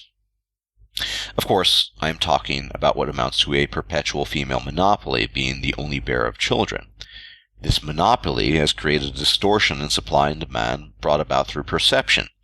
This occurs when something as simple as childbearing is perceived to be of greater value than the physical and intellectual labors of men, no matter how much more demanding they might be.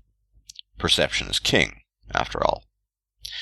Having clarified this, we can observe that human sexual behavior, and by extension most derivative behaviors, arising from biologically conferred sexual roles, will be reflective of the relative supply and demand of that person's services as a market good, as well as a function of the perception of his or her value, which is to say, perception of value will often dictate behavioral norms, as well as differentiated treatment based on perceived sexual marketplace value, whether positive or negative. Let's look at several examples then. The first example we can take is a re-examination of Briffault's law, which shall henceforth be referred to as Briffault's contract, as well as its corollaries, henceforth called stipulations. The contract is signed by 2 parties, 1 female, 1 male, each one representing certain services contributing to the end goal of reproduction. The Stickman stipulations are additions allowed to the participant of higher market value. Distinct advantages that the higher market value signee can retain for herself because she effectively can demand a higher price for her goods than can the male, who must, because of lesser market value, demand less. Under this interpretation, it is not so much that the male is unaware of the female stipulations, but rather his accession to them is a consequence of acknowledgement of her higher marketplace value. Thus he will necessarily need to make concessions, should he wish to make any profit upon entering Briffault's contract, concessions the female will never have to make because of perceived higher value. And this is why the counter-argument that men seek benefit from relationships too is a poor one, because it is malformed, and it does not acknowledge the superior negotiating position of the female based on her perceived greater value. In the same token, the primary description of Briffault's contract allows us to understand why the female determines the conditions of the animal family, as well as being in a position to add stipulations the male is not entitled to. Think of it as a larger, influential company or corporation entering into business relations with a smaller, less influential one. Who has the upper hand? That should be quite clear by now. And this is possibly why we see men not acting in accordance with the Stickman stipulations that women do act in accordance with, why they put up with more, why they usually do not terminate the contract upon cessation of benefit perceived or otherwise. They have never been in a position to do so, this being a reflection of their market value, their services, and a function of their status within the laws of supply and demand. Or, as Gore Writes What once said, a uterus might be worth $1 million, an ejaculation maybe 10 cents. But here we come upon the most important question of perception. The value of anything can ultimately be reduced to human perception. The value of not only the paper money you hold is based upon human perception, but also that of a hard asset such as gold or silver. As Protagoras of Abdera once said, over 2 millennia ago, of all things the measure is man, of the things that they are, and of the things that are not, that they are not. And this indisputably applies to value, where value is derived from perception. So let us envision a hypothetical scenario where diamonds began to wash up on the banks of the Hudson and Harlem rivers in great quantity and on a near daily basis. it stands to reason that over a certain period of time, the value of diamonds would decrease, correlating to Law 3, namely, if demand remains unchanged and supply increases, a surplus occurs leading to a lower equilibrium price. Demand remains the same, supply increases, price, i.e. value, decreases as a consequence of the surplus, and this can be applied to any good. And it is here where there is a theoretical, and admittedly highly unlikely, silver lining to the economic story of man and woman. I speak, of course, of some technological event, such as the artificial womb, where the demand for womb remains the same, but through technological advancement, supply increases, which would lead to lower prices on female sexual capital, effectively lowering their perceived value. But it does not have to be limited to something such as the artificial womb, as even something much more likely, such as the male pill, could lead to a scenario where the fourth law of supply and demand unfolds, namely, if the demand remains unchanged and supply decreases, a shortage occurs leading to a higher equilibrium price. In this scenario, the ability of the man to simply withhold his capital, his sperm, as well as his labor, would lead to a decrease in supply and thus to a higher price on his goods. What matters here is, of course, the behavioral consequences of changes in supply and demand in the sexual market. To say that women would depreciate in value and men would appreciate is tantamount to saying that women would lose bargaining power and men would gain, and that men could possibly add their own stipulations to Briffault's contract if they so chose. Truth be told, the last 50-plus years have done just that for women, however. Because with the advent of the pill, sperm banks, and the faceless man, aka the state, women have created their own version of the fourth law, where the pill, sperm banks, and abortion have created a decrease in reproductive supply, dictated on female terms, with male demand for female services remaining the same. Thus we can see the rise of politicized feminism, its acceptance by the common female, as well as typical male acquiescence to it as an acknowledgement of greater perceived value, as if to say that the state and reproductive technologies rendered the human female a precious metal, whereas formerly she was only semi-precious, leading to advanced forms of hypergamy and other destructive behaviors. But for men, it might not even require the development of such technology. All one might need, at least in theory, is for women to price themselves out of the labor market, which is happening slowly, even as I write this. Imagine if a job working on a North Atlantic oil rig paid a measly $20,000 USD a year, with all the expected dangers attached to such work. Imagine if there had been a time when salaries for such work were much, much higher. The analogy is clear. Women represent that dangerous work on the oil rig for a very low salary, where cost-benefit analysis leads to the conclusion that such labor ought better not be pursued, and that is effectively what MGTOW is, in its current state, a trend and development based on economic analysis of the sexual labor market. Women have effectively become the 20K oil rig job, and MGTOW are ahead of their peers in recognizing this. Or as Barbara Russell likes to say, the juice just isn't worth the squeeze. So in theory, much of this could change, in theory, given certain immersion technologies or simply an accurate evaluation of the sexual labor market. But we still have a long way to go. What I am attempting to do here is to provide a theoretical framework within which things actually could change, not through unlikely changes in laws, but through a combination of the organic and the artificial.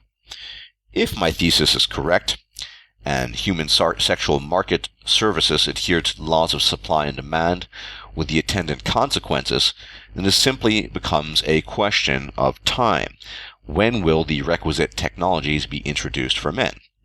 When will the labor market be properly surveyed by men on the whole? Unfortunately, I cannot make a prediction either way, but I hope to have at least adduced some evidence to suggest that if perception is power, then the means of changing perception are at least theoretically attainable. Remember that biology it forms the basis of virtually all of our behavior, and that behavior can be constrained, shaped in a very limited way, and suppressed, of course, if appropriate political or cultural factors are put into place. Well, most women are, basically prostitutes. That's what it says. Women have no issues, or they don't like being called out on it, of course, but no issues, semi-euphemistic or otherwise, acting as prostitutes do, be they wholesale wife prostitutes, or mistresses, or in some cases, actual prostitutes, the ones I respect the most, mind you. But once again, I'll read it again. In China today, the search for a partner is often not inspired by love. Where is the search for a partner inspired by love? That's my own commentary and remark. But driven by a stark financial calculus. Quote, "I'd rather cry in the backseat of a BMW than smile on the back of a bike," end quote, is the common attitude of a certain segment of young girls who are looking for wealthy partners. On the country's most popular online dating sites, women cannot search for potential mates by common interests or hobbies, but they can select whether they require their prospective partner to have a house, a car, as well as a minimal salary level that they would find acceptable. Okay, let's be very clear here. I think that would be honest and much more welcome in the Western dating online circles. Since when do women assess partners primarily on the basis of common interests or hobbies? It's laughable. And yet, of course, in the West, we live with this piece of theater where, lists of common interests and the books and things you like reading. And no, what is it about? It's about cold, hard cash. It's always been about that. In the days prior to a system of currency, it was about being able to bring home the elk meat and put together a shelter. That's what it's always been about. It's never been about anything else. Let's stop kidding ourselves. Well, of course, we here on this channel and elsewhere in the MGTOW community, we're not kidding ourselves, but I think the rest of the world is. Remember the Matrix? You can't bring it up often enough. I would argue that the online dating scene in China is far more unplugged than, in some sense, than the Western one. I'd offer as an aside that instead of having the stupid list of hobbies and what have you, the men might as well just be able to, attach PDF files of their pay stubs so women can look at them appropriately and make an assessment, as well as various other assets, all on convenient PDF files. Men are slaves to the dominance hierarchy. Just as women are slaves to their hypergamy, their biologically based hypergamy, men are slaves to their biologically based dominance hierarchy. That is not going to change as much as people might want it to change. That is the status quo. And when men who are both slaves to the dominance hierarchy and addicted to pussy, to be frank, gain access to wealth, they will spend that wealth on women. It's inevitable.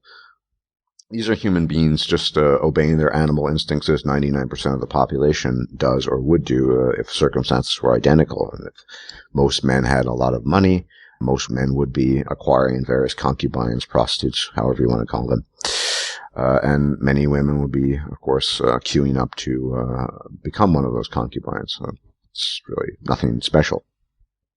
Here's a woman who I suppose excelled at prostitution, made a huge profit, and got off scot-free after betraying, of course, the men she was liaised with.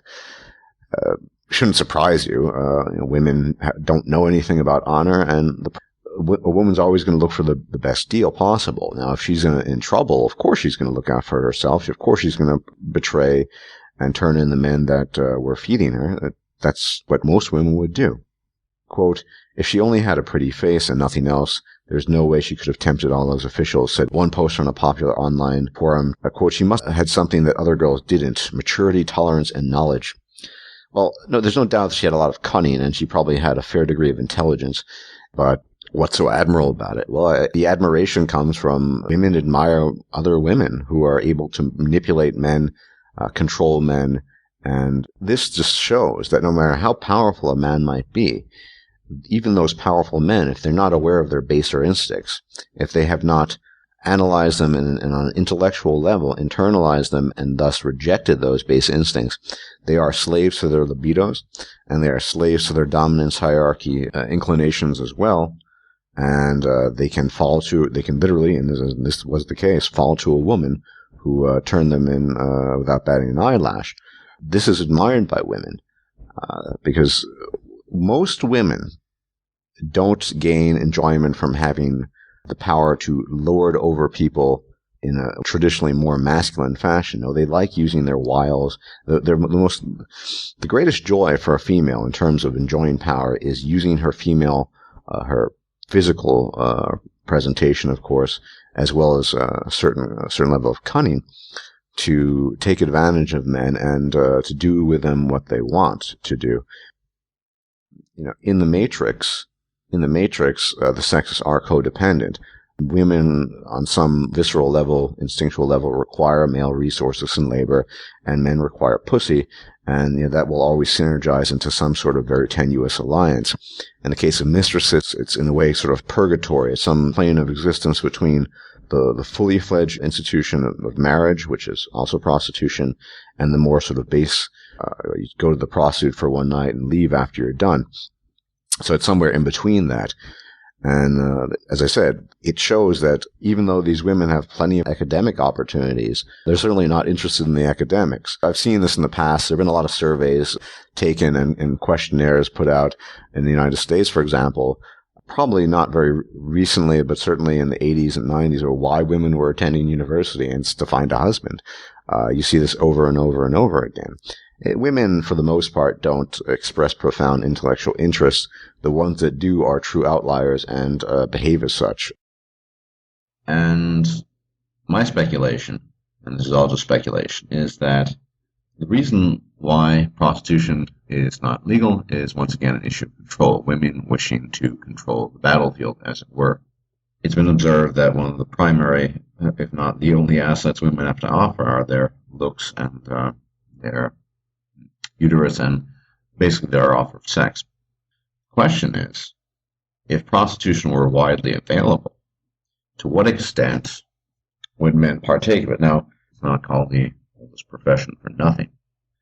Basically, my thought is that prostitution is heavily controlled by the state. The state itself is heavily controlled by women. Women certainly would never want prostitution to become freely available. Now, ultimately, this is about the market price of sex. If you need to go through all the mechanisms of either a relationship and then finally the scrap heap of marriage, you have a lot of different levels of intervention.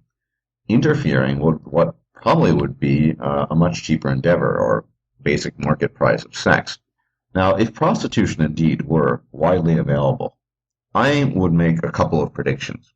I think as much as marriage rates are dropping now, they would drop even more quickly. We would see a very rapid decline in marriage.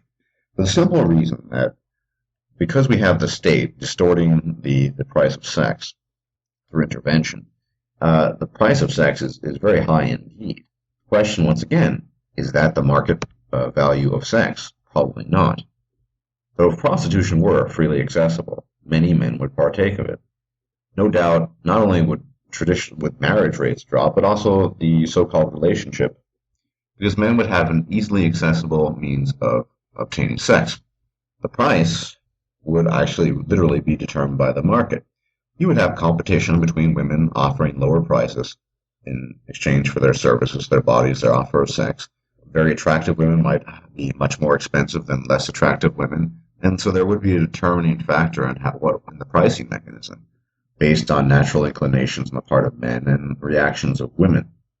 Relationships would turn out to be, essentially a waste of time in large measure, for the simple reason that after prostitution has been introduced for a long time, to obtain sex very, very cheaply and still have reasonable quality with a reasonably attractive woman. Compare that with the stress, distress, and financial costs of even a normal relationship. Whining and dining, putting up with her moods, all of these things, all in an effort to get in her trousers or under her skirt, the portal as I call it. That would still be the primary goal then for the relationship. The man's negotiating power at the table of the relationship would be much, much greater, because a man, beyond, of course, emotional attachment, could simply just say, you know what, this isn't working for me anymore, and Marla down the street has a special, and she does X, Y, Z. Women would not be. Women in a relationship would be forced to compete with that, which, in a positive fashion, might very well affect her behavior. women would never allow this to happen, because all the predictions I'm making would likely come true. They know that if sex were that easily accessible, their primary power would be lost, and women like having the cushy, comfy lives they had. They wouldn't simply give it up. People in power don't give up their power. That's why we have state interventions in terms of marriage in the sex market, and societal intervention for so-called normal relationships. It's at least clear to me that that's the case. I will be talking about the darker side of female sexual psychology with regards to mate selection preference. In addition, I will be talking extensively about the concept of the protector and provider, and will argue that at least in a modern context, the protector and provider are rarely interchangeable, although we often hear the terms used as if they were synonymous with each other. On the other hand, I will also argue that in prehistoric times, the man who embodied the sought-after protector and provider role was, in fact, one the same, and this has led to a powerful and disastrous dichotomy in the modern female's mate selection preferences. In prehistoric times, without the advancements of a complex economy and technology, the protector and provider were two sides of the same coin. He was the alpha male brute, if you will. In his role as a provider, he was an efficient hunter, likely skilled in constructing shelter, and possessed great physical prowess and stature. In short, he was able to provide food and shelter to his female mates, thus optimizing the survival chance of his offspring. A protector in the eyes of a female was, and is, a man who is willing to inflict violence upon others, on her behalf, to ensure the survival of her offspring and the survival of said female. He is, in essence, the perfect proxy agent for violence, and he will wield violence in her name both to protect her interests and his perceived interests, inasmuch as he is very willing to commit violence against interloper men whom he sees as a threat, as well as men whom his female mate sees as a threat. Have you ever asked yourself what the allure of a man in uniform is for a female? A man in uniform is not necessarily rich, but he is a man who, by the very definition of his trade, is committed to inflicting violence upon the world. With the coming of civilization, a trade and barter system, as well as modernizing technology, the protector-provider role began to dissolve itself of its synonymous qualities. With an economy and currency, as well as modern conveniences, physical prowess and violence became less and less of a factor concerning provision. This allowed many so-called beta males to compete for female attention in the mating game because of their ability to provide for the female in economic terms. However, this provision, it must be noted, is not the same thing as protection, and is not viewed as such by the female. Because the protector and provider role was one and the same for most of our history as a species, the coming of modernity has allowed for somewhat paradoxical instincts in the modern female, although her sexual urges remain much the same. The typical modern male provider is not violent by his nature. He is a worker, and he offers his labor and money in exchange for access to female sex and reproduction. This is, of course, prostitution, since virtually every relationship based solely on provision is simply an exchange of resources, money for sex. Women even appear to be somewhat hardwired for this sort of relationship of prostitution on some basic level, as evidenced by female simians of the lower orders of primates engaging in prostitution in exchange for resources as soon as some trade and barter system is established, or a service can be rendered in exchange for sex. Suffice to say, the provider male-female relationship is always mercantile in nature and based on exchange of goods or services, and lacks any other foundation. Some observations on monkeys. In 2005, a Yale behavioral economist with an interest in evolution and anthropology conducted experiments with capuchin monkeys, wherein he introduced a trade and barter system to the monkeys, who then grew to understand and make use of it. During this experiment, female monkeys were observed to engage in sex after being paid a token by the male monkey. Upon receiving the token and copulating, the female monkey immediately traded in for a grape. Does this sound familiar? In addition, sex for service has also been observed in other lower primate species. Quote, according to the paper Payment for Sex in the Macaque Mating Market, published in the December issue of Animal Behavior, males in a group of about 50 long-tailed macaques in Kalimantan Tengah, Indonesia, traded grooming services for sex and females. Researchers who studied the monkeys for some 20 months found that males offered their payment up front as a kind of pre-sex ritual. It worked. After the females were groomed by the male partners, female sexual activity more than doubled, from an average of 1.5 times an hour to 3.5 times. The study also showed that the number of minutes that males spent grooming hinged on the number of females available at the time. The better a male's odds of getting lucky, the less nitpicking time the females received. Though primates have been observed trading grooming for food sharing or infant care, this is the first time this kind of exchange has been observed between male and female primates in a sexual context, demonstrating that the amount of time a male macaque will invest in his partner depends largely on how many options it has around. We, more evolved primates, may be tempted to take a cynical view of these findings, but the study's author suggests a more favorable interpretation. The macaque's exchange of services simply illustrates a nifty system of cooperation that allows for successful mating. The basic premise, says Gummert, is called biological market theory, which follows the elementary principles of supply versus demand. When applied to the voluntary sex life of a long-tailed macaque, it means that the price that one group is willing to pay for a commodity, the other group depends on the scarcity or abundance of that commodity on the market, end quote. Therefore, it is safe to say that the act of prostitution is not only confined to humans, but can be found in other primates as well, and seems to have some sort of innateness to it, inasmuch as it occurs rather readily in nature. I will argue here that as soon as some form of trade and barter system became predominant among humans, prostitution soon accompanied it, with males paying females, either with currency or some other service for sex, and that the exchange of services had very little to do with the attraction felt by said females to the males that did it. It was pure business and profit. Sex was, and always has been, just a commodity on the market, nothing more and nothing less. The only distinction between so-called working girls that society looks down upon and marriage is of duration and honesty. The acknowledged working girl has integrity in what she does. The wife in sheep's clothing does not. My argument here is simple, namely that so-called beta providers do not arouse female sexual interest, and to the extent that sex is on offer, it is on offer in the form of a pure business transaction. Now, it seems to me that the corollaries of Briffault's law are principally applicable to the provider-prostitute relationship. It is effectively no different from any other contract. When Company A provides a service for payment to Company B, and the contract has been fulfilled and finished, the particular service around which that contract centered is no longer operative after completion of said contract.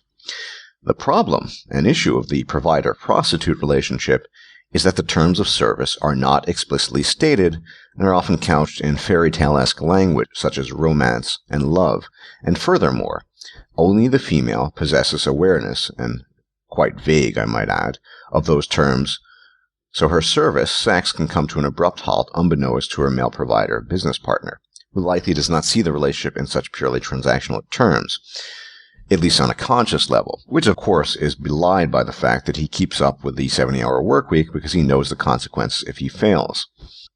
The contract is further distorted by the family divorce court system, wherein the male is deprived of the benefits of his labor upon the perceived completion of the contract in the eyes of the female, yet he must continue paying for services no longer rendered. So there is a double distortion, which I will repeat here. 1. Only the female is aware of the terms of service and the contractual terms, and the contract can be terminated by her at any moment on a whim if she so desires. And 2, the state aids the female in further contractual obfuscation by forcing the male partner to pay for services that are no longer in effect, and on terms he was not even aware of in the first place. Thus the real issue at hand is the obfuscation and deception inherent in the provider-prostitute relationship. Only one party member understands intuitively what's going on, and the other party member is left in the dark for the most part, with very real legal consequences for his benighted state of mind. Let us now return to the original alpha male brute. I will argue that it is only this type of male that actually arouses female sexual desire, and is also the primary object of desire for DNA propagation. You often see this with cuckolding. The married provider provides for the cuckolded children of the wife, and the alpha male brute lends her his genetic material. Moreover, you may ask why I am so convinced that this alpha male brute has the power to wrench away any illusion of loyalty a female might have to her male provider. Well, this can be seen in the dalliances that both French and Norwegian women had with Nazi soldiers during World War II, often abandoning their spouses in the process. In particular, we can see that during the Nazi occupation, not a small number of children were conceived by French women paired up with Nazi soldiers. Quote, despite more than 2 million Frenchmen being held in prisoner of war camps, the birth rate boomed in 1942 with an estimated 200,000 children born to Franco-German couples. Up to 30% of births were illegitimate in parts of Paris. That is an impressive number, and illustrates well the innate female drive and lust for the alpha male brute, symbolized here by the conquering Nazi forces. It is this sort of man that sparks her reproductive drive. The provider is merely a means to an end. The alpha male brute is that end. That is not to say that women do not mate with provider types, they do, but if a choice exists between one or the other with regards to progeny, the alpha brute will certainly be favored. It is interesting, as an aside, that after the war was over, in both France and Norway, where women had extended dalliances with Nazi soldiers and officers, that their punishment was most commonly to have their hair shorn off in public. I needn't remind you what happened to male turncoats. Execution, of course. And here I would like to digress somewhat and address this issue, and it is the issue of female weakness not being equated with male weakness. You'll hear no argument from me against the idea that both men and women are flawed, albeit in different ways. What raises my ire, and it should yours, is that female weakness almost universally receives a free pass. If wartime traitors who were male were almost without exception put to death, why were women punished, and I use the term loosely, with the laughably lenient act of having their hair shorn off? Make no mistake, what happened in France and Norway were indeed acts of hypergamy, and yet we have seen hypergamy, understood to be a uniquely female behavioral deficiency, played down and even ignored. There seem to be two types of deflection when it comes to hypergamy, both stemming primarily from men. The first is the more common, and is simply a redefining of the word. Here, hypergamy is simply a woman wanting, quote, a better life for herself, end quote, and wanting to be happy. And no different to a man wishing for himself a better life and the pursuit of happiness. It becomes so watered down when treated this way that it ceases to exist for all practical purposes. But let us discuss the apex fallacy. It is most commonly made with regards to men, allegedly being on top of society. Quote, if you take such statements by women, such as men run the world, that is true for them because only men they can see are the ones who run the world, meaning that women will only see that which is above them. The common belief that divorce rates are driven by men discarding older wives for a younger model simply doesn't fit with the data. This is reinforced when you consider that the AARP found that 66% of the divorces in middle age were initiated by women. This fits with the historical trends of women of all ages initiating divorce. Even in middle age, women are still the ones driving divorce rates. The myth of the unloyal husband dumping his hapless wife upon once he feels it is to his advantage to do so is generally just that, a myth.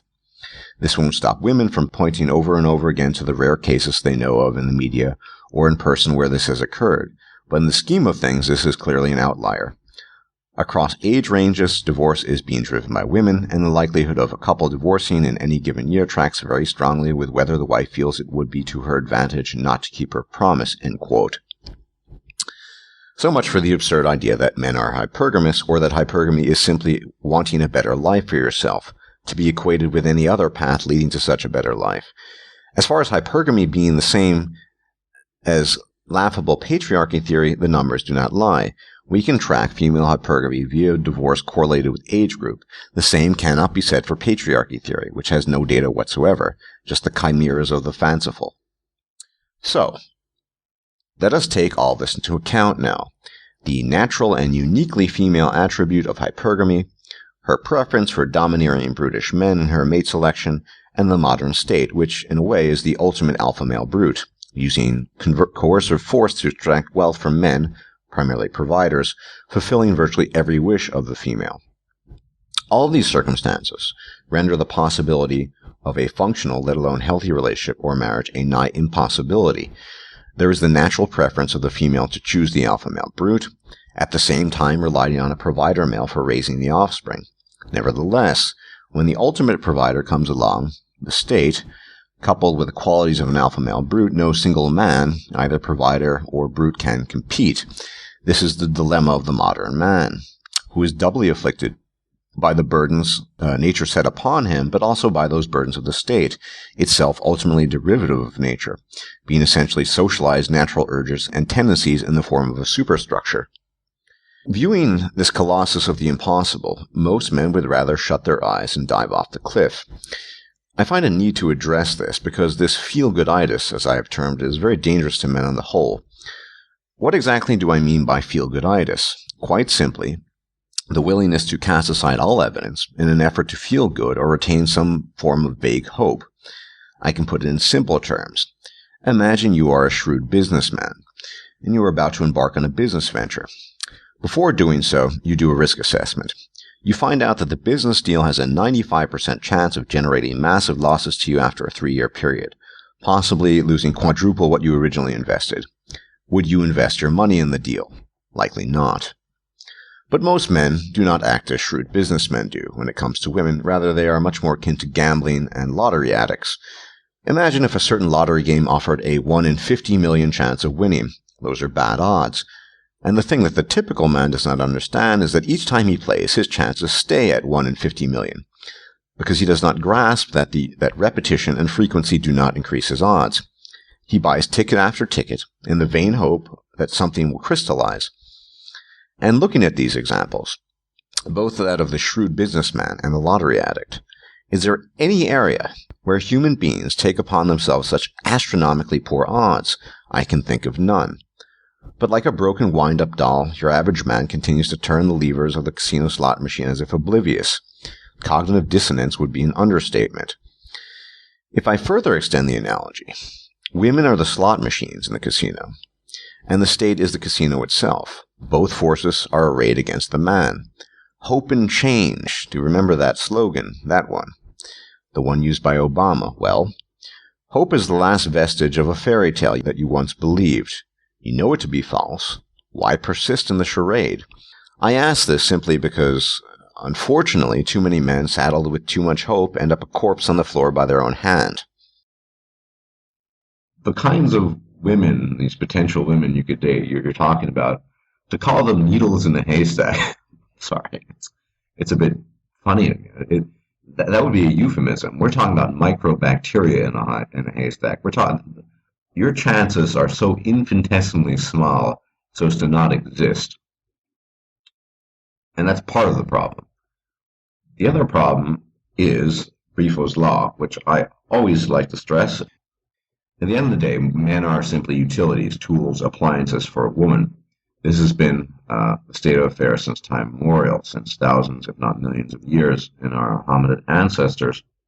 Well, put it this way, if a man chooses to date in today's atmosphere, he needs to be aware of Briffault's law, and he needs to be aware that every relationship with a woman at the end of the day is simply a business transaction, and usually the goods being exchanged are resources, money, luxury, in exchange for access to the vaginal orifice.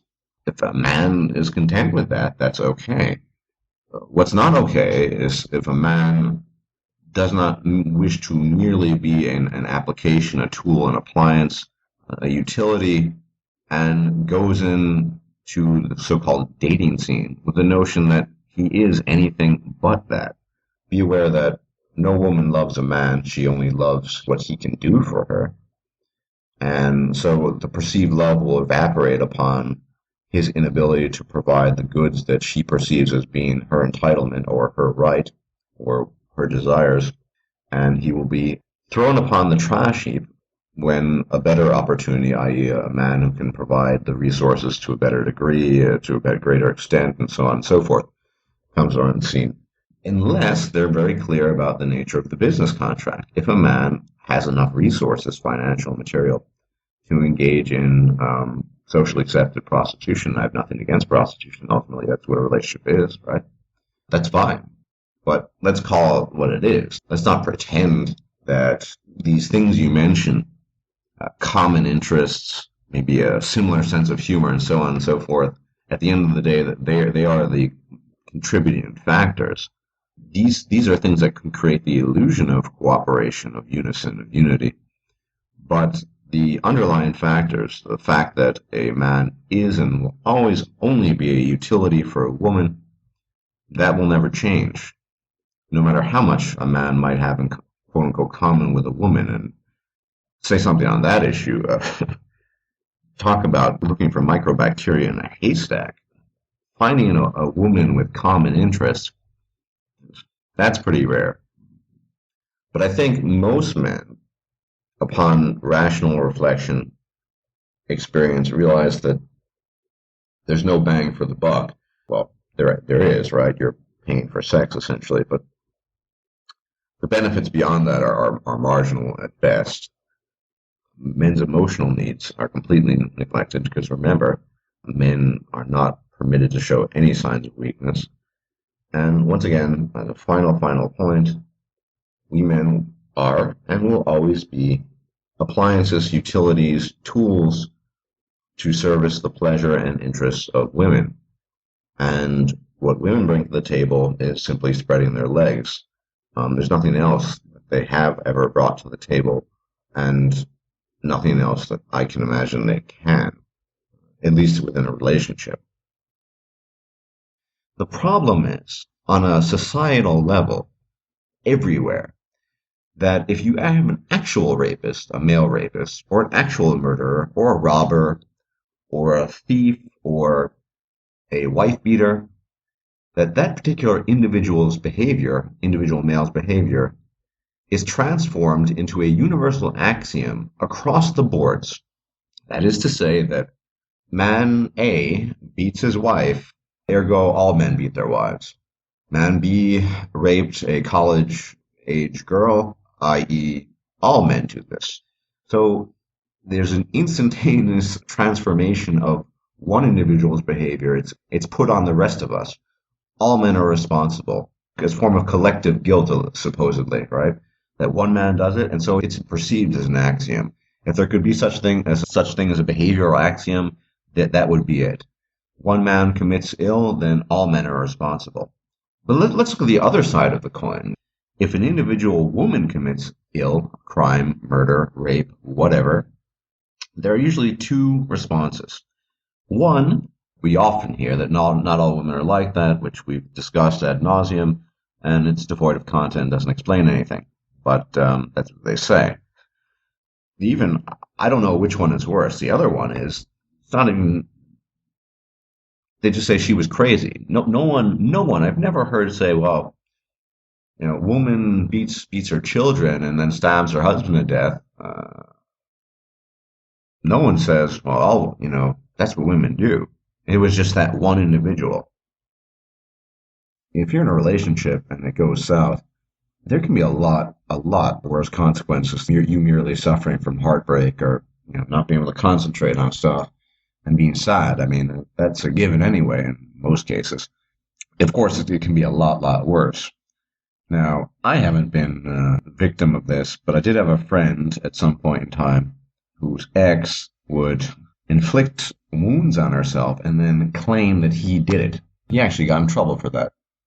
As I said, no matter how good a guy you might be, if you don't think this shit can happen to you, either have violence inflicted on you by a female or the female using deception to convince external people, particularly authorities, over the power to arrest you or throw you in jail, that you don't believe that a female could do that, I assure you that they can, and no matter how sweet you might think they are, you should really be aware of that. You see lots of complaints these days online about women complaining about their boyfriends watching too much porn or the husband. See, the reason being that it's quick, it's efficient, and you don't have anyone complaining afterwards. And you don't have anyone, whinging or creating a stressful situation. And to be honest, let's just think about the evolving mind, right? Yeah, I mean, the sex drive that we all have is the most primitive thing out there. But, I mean, how many times have you just felt the urge, you're feeling randy or whatever, and you just would prefer not to. You'd prefer just to, I don't know, read a book or play tennis or play a computer game or take a walk or do whatever. There's just so many other things you prefer to do, and yet this addictive call is sort of urging you in the back of your mind to sort of do something about it. And of course, that's natural. But what I'm talking about here is a sort of evolved mind moving past that. Let's be honest, what really is the charm of something that most of the time is not really that great, that is time-consuming in acquiring it? That's just my perspective on it. It's not that I've lost interest in sex. It's just been more that the urge is just kind of more of an annoyance more than anything else, and something I just like to get out of the way. And I saw this guy groveling to his girlfriend, begging her, asking her what he did wrong, and she had this snide, disgusting, arrogant look on her, refused to speak to him. And I just thought to myself, I am so tired of seeing that. And the fact of the matter is, whilst it's not a perfect analogy, please someone tell me how a man's addiction to the female is any different to a drug addiction. I'm quite serious. And so man's so-called interest in women really is nothing but a biochemical addiction. And it's reached the point where it brings nothing but self-destruction to the man. When you're a crack or a heroin addict, no one is encouraging you to continue the habit, as I mentioned before. And they're not going to shame you if you try to quit. No one's going to say, oh, you just weren't strong enough to keep on smoking crack, were you? Oh, you didn't want to shoot up anymore? Oh, you're such a pussy. They're not going to say anything like that. Not so when you decide to kick your addiction to women. It definitely is an upwards battle, and you have social institutions very much against it. What's important and what distinguishes me and other men going their own way who realize these things, I should hope, is that we're aware of it at least, and we're doing what we can to combat it. I refuse to ever put myself in a position where I'm groveling at a woman's feet. They possess something that the vast majority of men idolize, and hence they use it as a weapon to full effect, be it in the social institutions of the government or on an interpersonal level through withholding sex. You withhold sex from a man, you punish him. You offer it to him, you manipulate him. That is the purpose of a woman's interest in men, essentially. It's to get him to do what she wants and to kowtow to her wishes. Should he not do that, he will be punished, either through depriving him of sex, possibly cheating, who knows, all sorts of different methods women will employ to punish a man. Homophobia, or rather, I prefer hostility towards homosexual men, is female in origin. It's gynocentric. One needs to think about the symbolism of the homosexual man.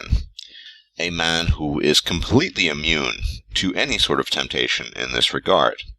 He has effectively no desire whatsoever. So the woman who is jiggling her jugs and swaying her ass, this has no effect on him. He's completely immune to it.